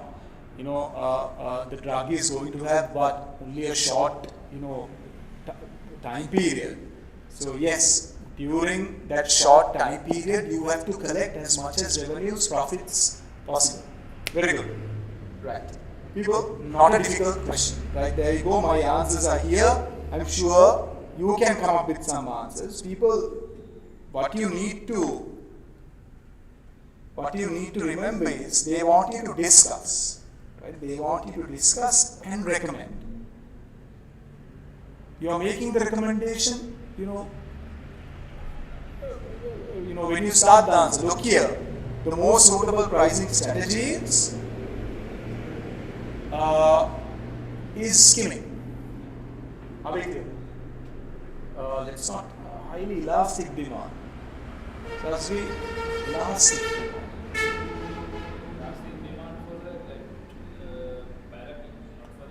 Yeah, not for the new product, no.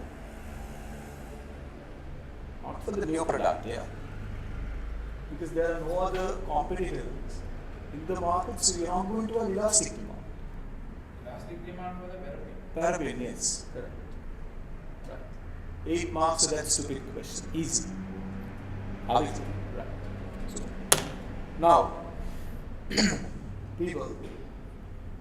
So, pricing questions, I want you to understand, are easy. Why? Because there are steps that you can adhere to. You just plug the information to the steps, get the answer, done deal. Relevant costs, I don't see steps. Yes, there are principles like what you said as well.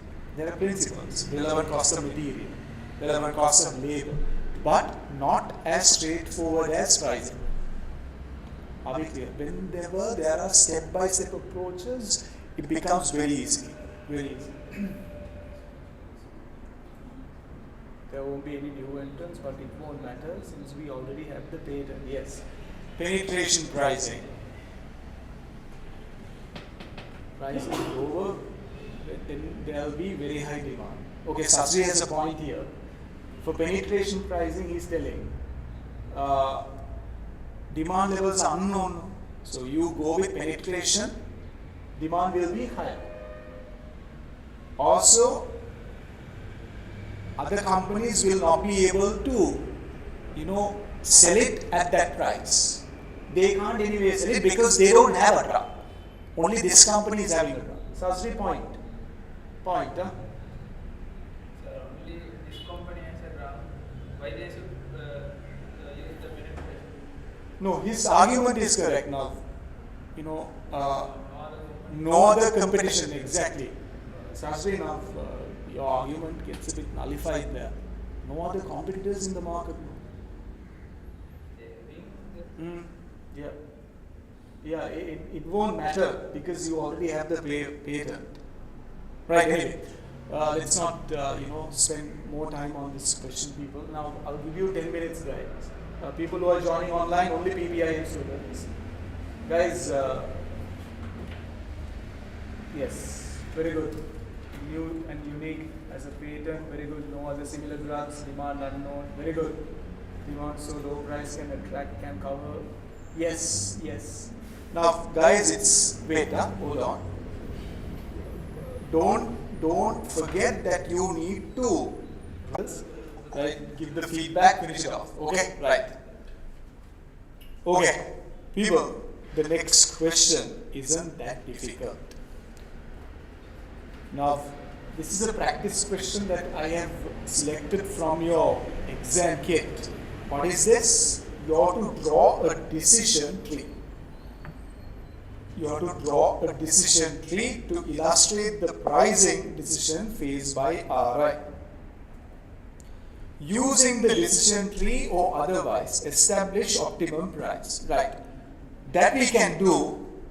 Decision tree, I think you have to do it, obviously you can't do it on Excel. Right? Just do it on the book. Because, now, decision trees, guys, they'll give you a tree and then they'll ask you to, answer questions. But, for now, we'll do a small question like this one to get the basics right. There is one question on decision trees where they give you the tree and ask you a question. There is a section C question. Only one, yes. They give you the tree and then they ask you to do some stuff. In your exam kit, it's there. Right? So I didn't take that because, I don't know, some of you may have forgotten, the basics of drawing a decision tree. Can we do it fast?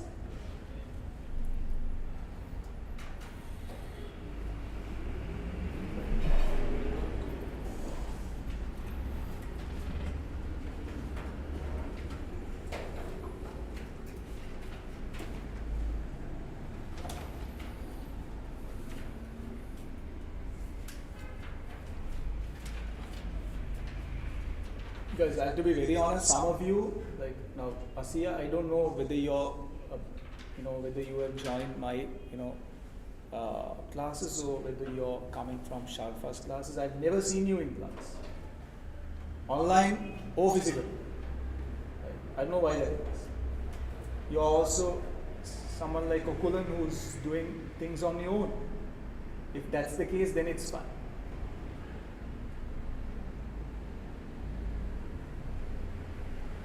Right.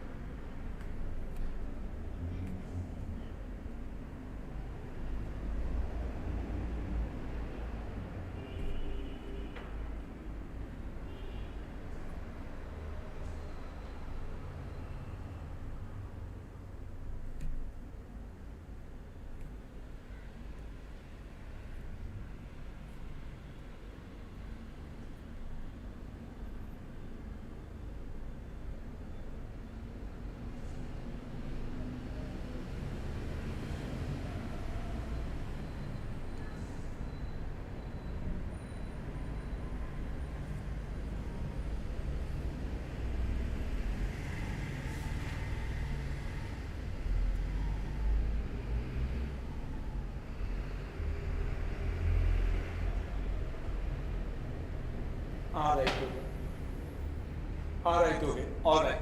Noted as here. Now, then in that case, I don't know whether you can provide a good feedback, but that's it. Completely fine. Right? Do whatever that you like. It's completely fine.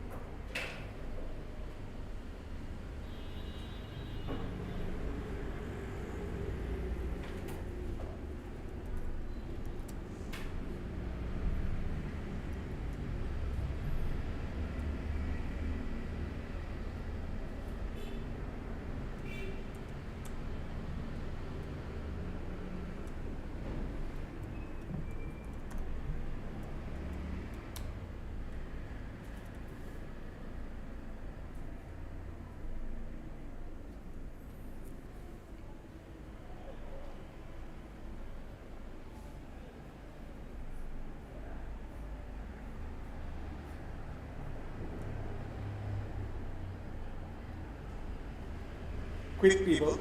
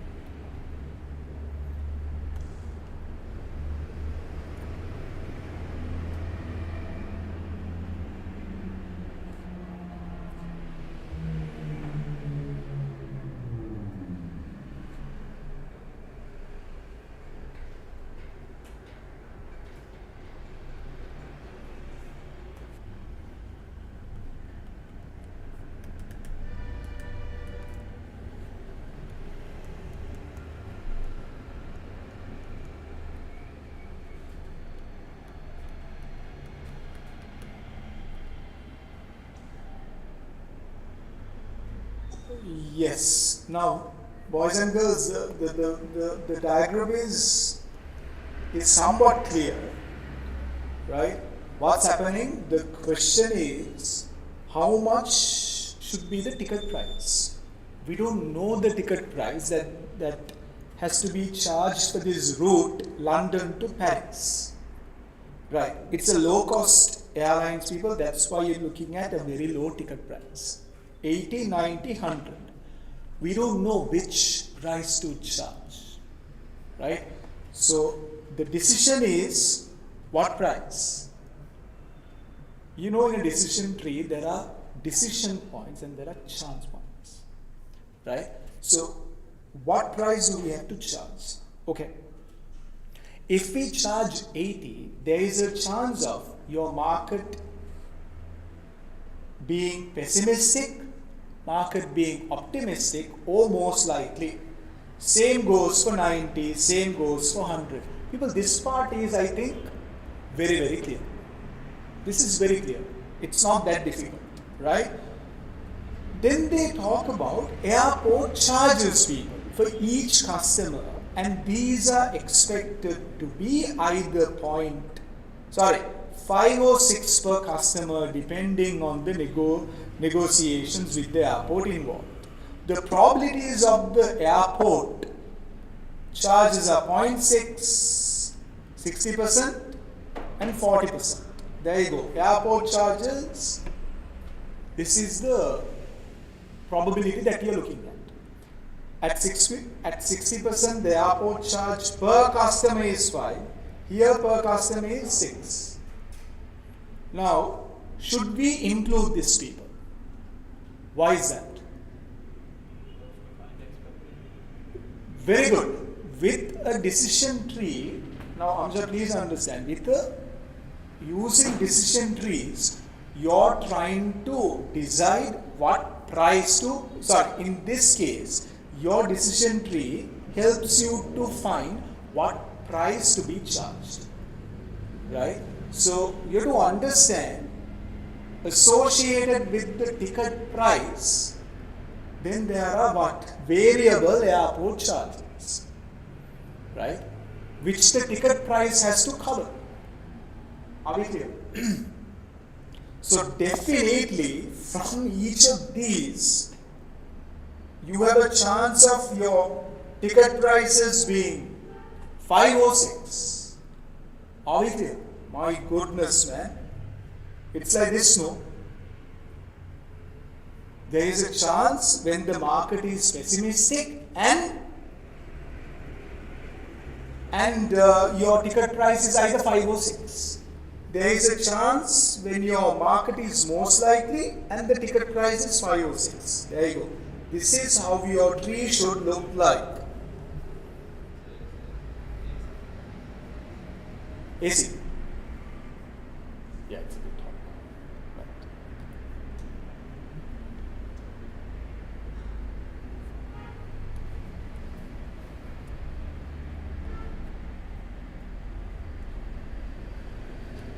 Oh my goodness. This is one messed up diagram. One messed up diagram. Huh? Tasha, can we switch on the easy? Easy. Yeah. Right. So here airport charges are 60%, 40%, no? 60-40.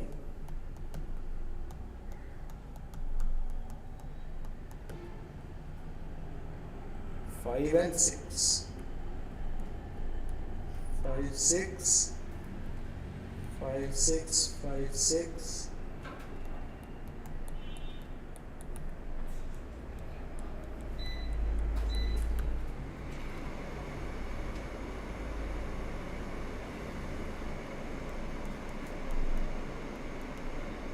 So why do we take these people? Because you're trying to calculate the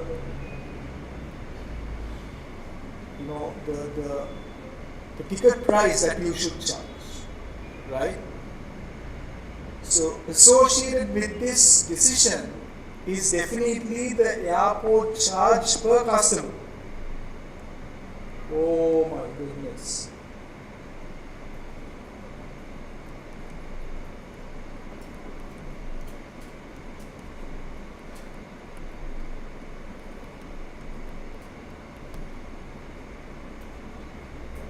Most likely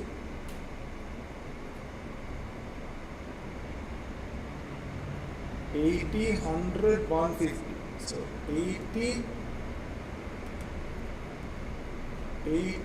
100, 150. Here, oh no. Oh gosh. No, it's the other way around. When the ticket price is 80, like this, 80, 100, 150. 80, 100, 150. Put the probability is 0.2, 0.6, 0.2. 0.2, 0.6, 0.2. Probabilities are going to be the same now. 0.2, 0.6, 0.2. 0.6, 0.2, sorry.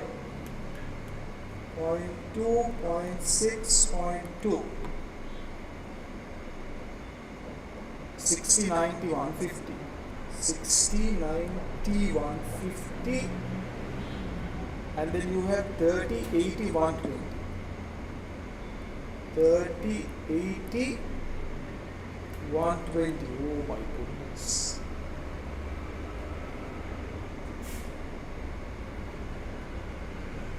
It has to look like this way.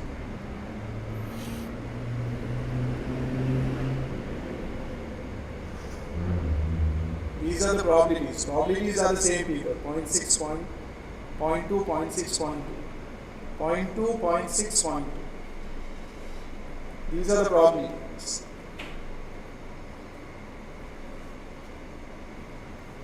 Yeah.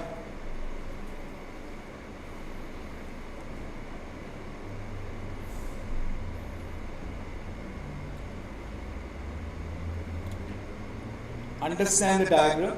So we want to see what price you have to charge. If we charge 80, there is a chance that your market is pessimistic. When the market is pessimistic, there is a chance that your ticket price can be either that your airport charges can be either 5 or 6. You get it?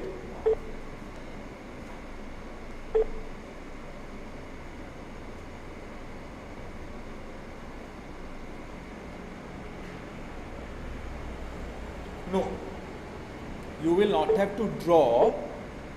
You won't have to draw this, but actually, guys, decision trees. Wait, what is that question? Let me show you. Let me tell you that question. Let me just have a look.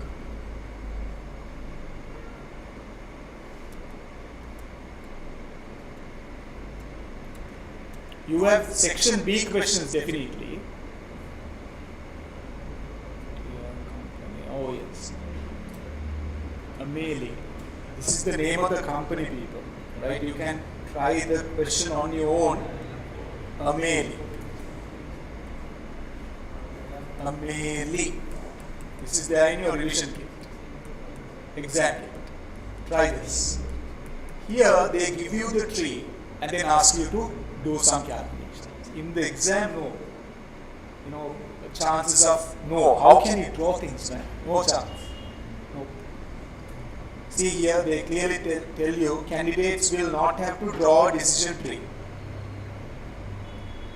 Right? Don't ignore these minor areas, people. Are we clear? Don't ignore minor areas. Your examiner is testing. He's running out of questions. So he's taking questions. He's putting questions into section C from all these, minor areas like joint product costing, regression analysis. The questions are very easy, but you don't expect those. Are we clear? Right. Okay. This is for 8 marks. Using the decision tree or otherwise.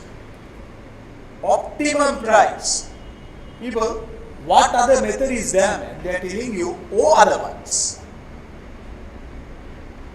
Here you can't use P equals A minus BQ. That is out.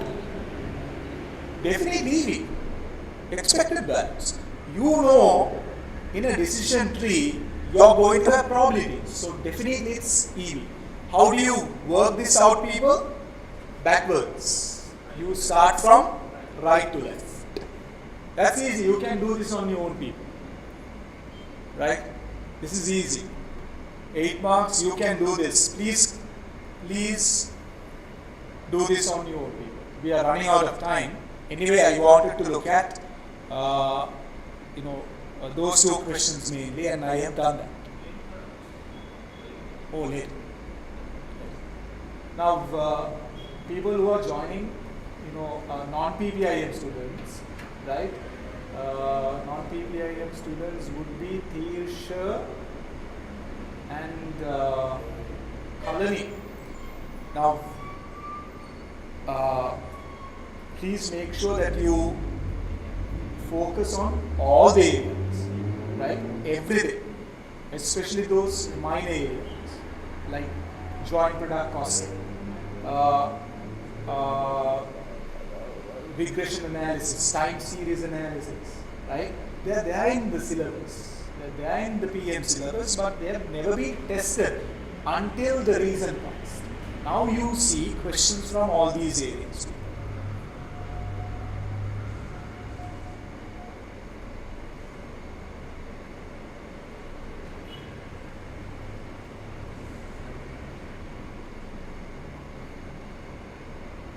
Far, everything okay?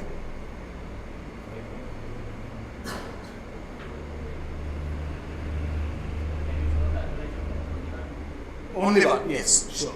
We'll do it for, right, we'll do it for this one. Okay, firstly, you have to find the values here, right? I'll do it for 80, yeah? At ticket price 80.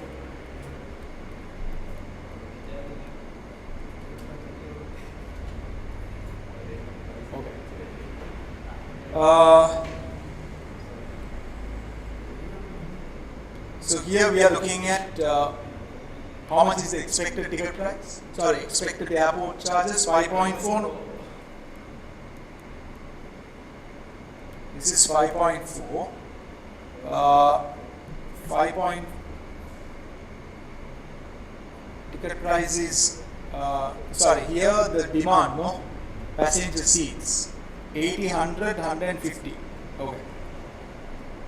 So what we can do is we can take 80. So here we have 5.4. This is the charge per customer. Here there are 80 seats and the price is 80. Right? So what we can do is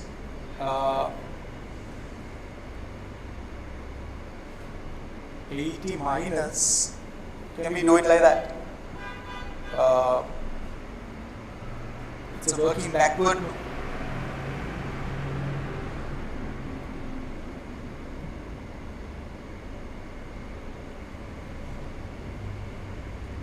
Minus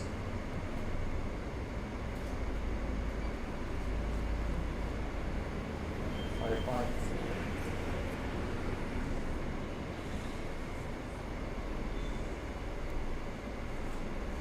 74.6 into it.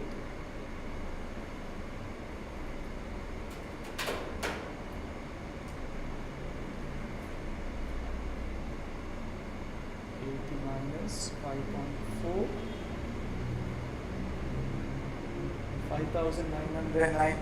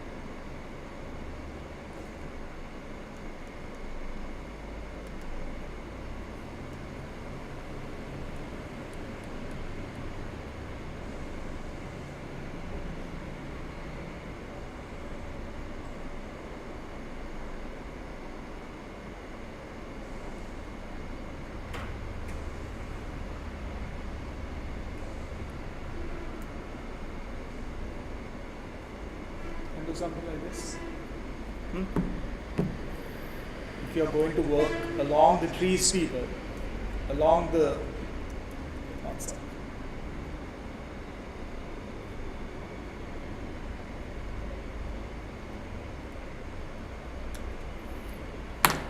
Wait, let me show my workings. 1 second, guys. Hold on. Yeah. Yes. Now, very simple, guys. I just checked my, the answer is correct. Now, understand what's happening. People, there are 80 seats here. These are the quantities, right? These are the quantities. Right. When the market is pessimistic, you get 80 seats. When the market is most likely, you get 100 seats. When the market is 150, you get 150. This is how you do it. Now, firstly, okay, we'll look at pessimistic. Pessimistic. Yes. Right. What is the ticket price? 80. Yeah, ticket price is 80. What is the expected airport charge? Expected airport charge, I calculated that here. There you go, 5.4. So 5 into 60%, 6 into 40%. That is 5.4. There you go. This into how many people in the pessimistic state? 80 people. Right. This is 5,968. There you go. Yeah. No, are we clear? 5,968. Sir, it should be come this right? Come again? No. Here there are no, circles. See, again, when the ticket price is 80, there you go, ticket price 80, right? So I have to look at the contribution when the ticket price is 80 and when there are 80 people and also expected charge is 5.4. People understand expected charge is 5.4. You have to work with 5.4. Nothing else. Expected charge is 1.4. What is the price? 80. No, this is the ticket price. This is the ticket price. This is your expected charge. And these are the number of people when the market is pessimistic. Number of seats. Right, I'll do it for most likely. Yeah. Now most likely. Ticket price is still 80.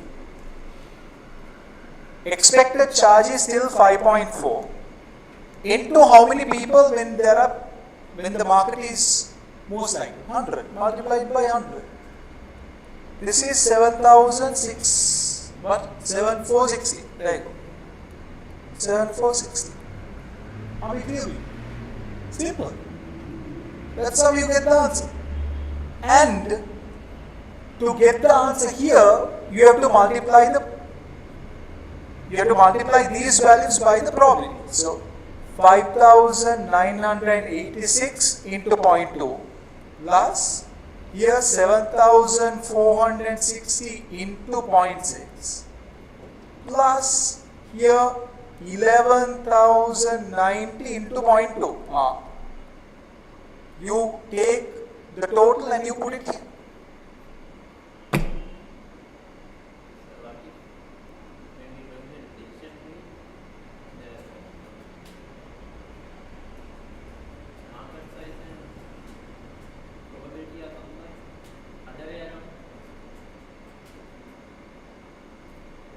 So you're taking 80 into 0.2, 100 into 0.2 like that. No, I brought the decision tree like after the first round, divided into 60%, 40%, and then pessimistic most likely. No, that's wrong. That is wrong, man. That doesn't make any sense, no. Please understand, when the price is 80, the market can be either pessimistic, most likely optimistic. See, you don't know what the market is going to be, right? Under each market, you have a price 80, 90, 100. Are we clear? So here when the market is pessimistic, you have 80 people, there you charge 5 or 6. It's not the other way around. Are we clear? It's not the other way around. So you took 5 and 6 here initially. No, that's wrong. People, this decision tree is actually very simple. What if after the first? Okay, firstly here, now you have to take the expected value, right? See, expected value is 5.4. That you understand. Now what are you going to do with this? Think. You can't simply multiply, 80 by 0.2 and put the value here. That doesn't make any sense. People, this 5.4 is a charge that you need to remove from what?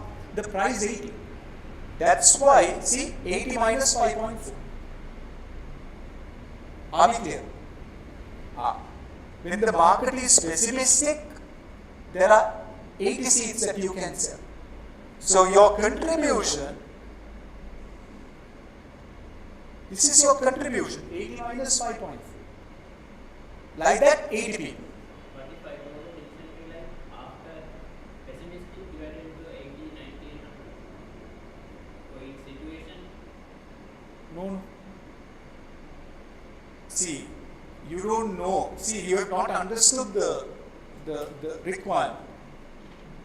Which price do we need to charge? That's what we need to determine. then the price should be coming first. Yeah, price should come first. From that only the rest. Are we clear?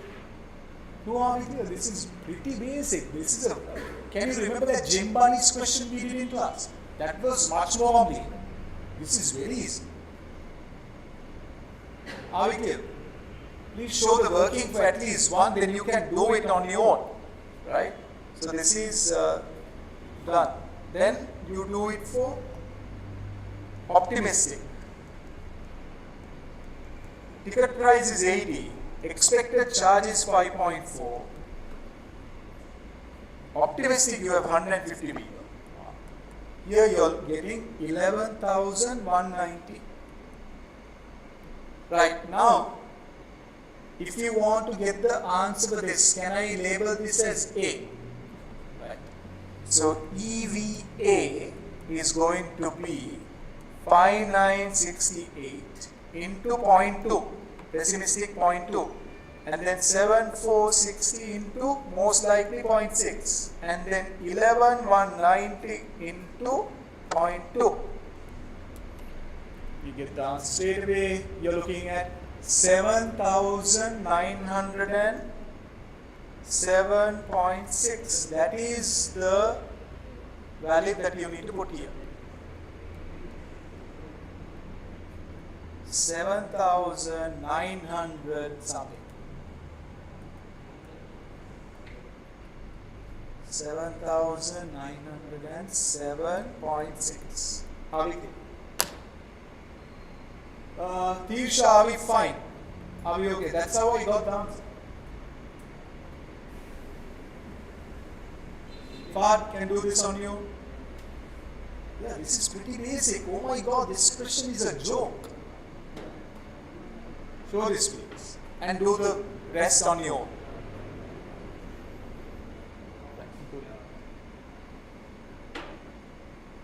Right. Okay. Right, online people?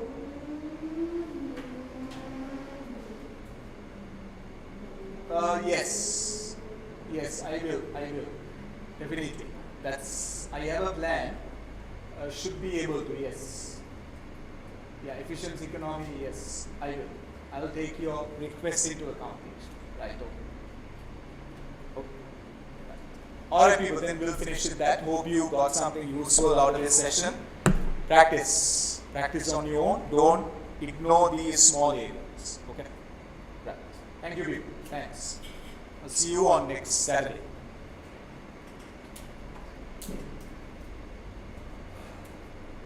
Yes, Adil, yes. I know. I'm aware of that. chapter 1 in your PM syllabus is a joke.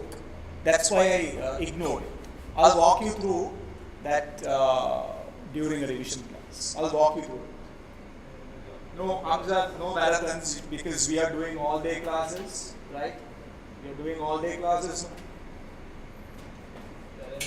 Marathons are done by lecturers who don't do all day classes. We are doing all day classes, right? Okay. I will not be doing any marathons. Okay. No, Amjad, you know that we are doing weekday classes, yeah? This is only for PPIM students. I didn't see you in that, yeah. Are you not following the messages on the group? That's why I didn't see you in my last class. Yeah, you miss 5 good questions. Yeah, that's what. You miss a class, you're in trouble. You're in trouble, huh? So, please follow the messages. We are doing revision classes, yeah? So, you don't need, marathon separately. Okay? Because we are covering so much of ground. Okay? When you miss, make sure to go through the recording. Okay? Right. Alright, people. We'll finish it there. Thanks. Thank you. Nuamatsa. Yeah. Right, okay guys, thank you, I'm ending the meeting, huh? That's all.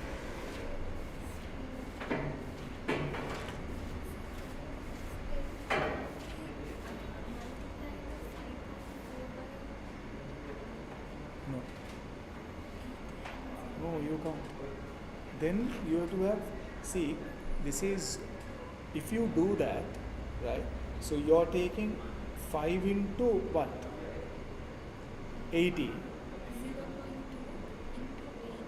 0.2 into 80.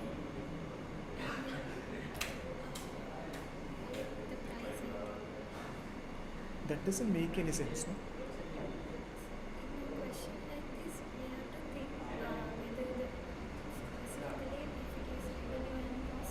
Yeah. Yeah. What you're suggesting, you're telling me, okay, 0.2 by 80 and then that by 5. That doesn't, it's not logically sound, no? Do you get it? Not really, no? No, see, now here you have a cost and then also you have a unit and then the revenue. Do you get it? So you have to minus the cost from the revenue and then multiply it by the units. You have to follow that logical, pattern. In a normal question.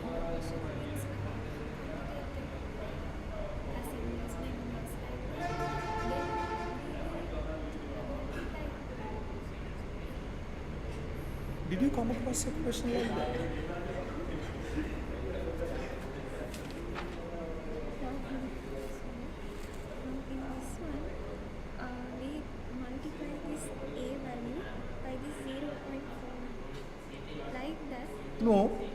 No, A value by 0.4. To get the this one C value. for C. So you take the expected value here A, right?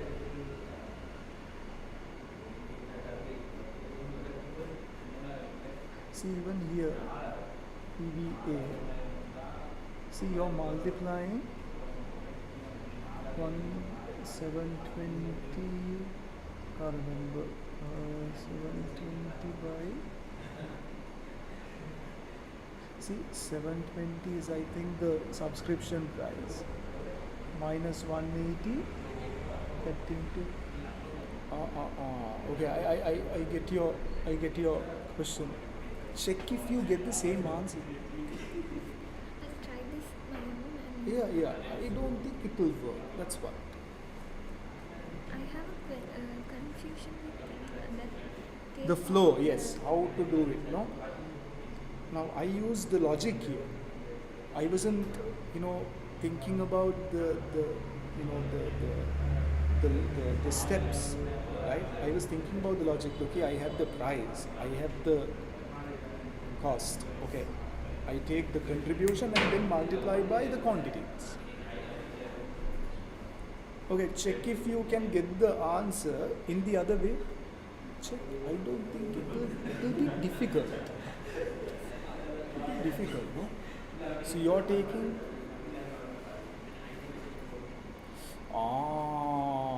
It will work. It will work. Alright, yeah, it will work. Yeah. I'm thinking it will work. But I think it's such a long way of getting the answer.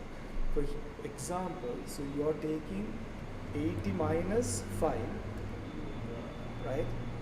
80 minus 5. And here you're taking 80 minus 6. Yeah? This into 60%, this into 40%.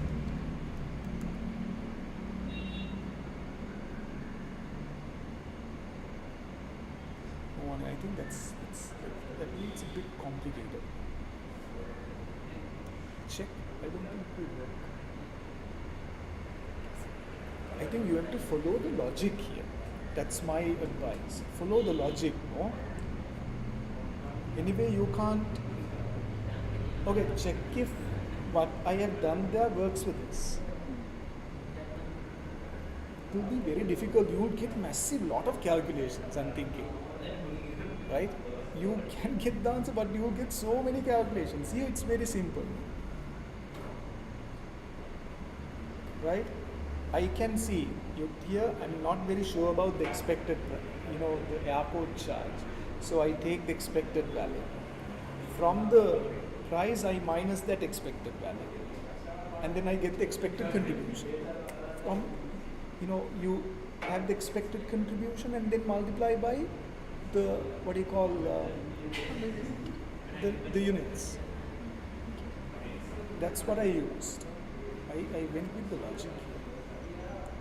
Check if it will work. I have a feeling that you will get the same answer, but after a lot of calculations.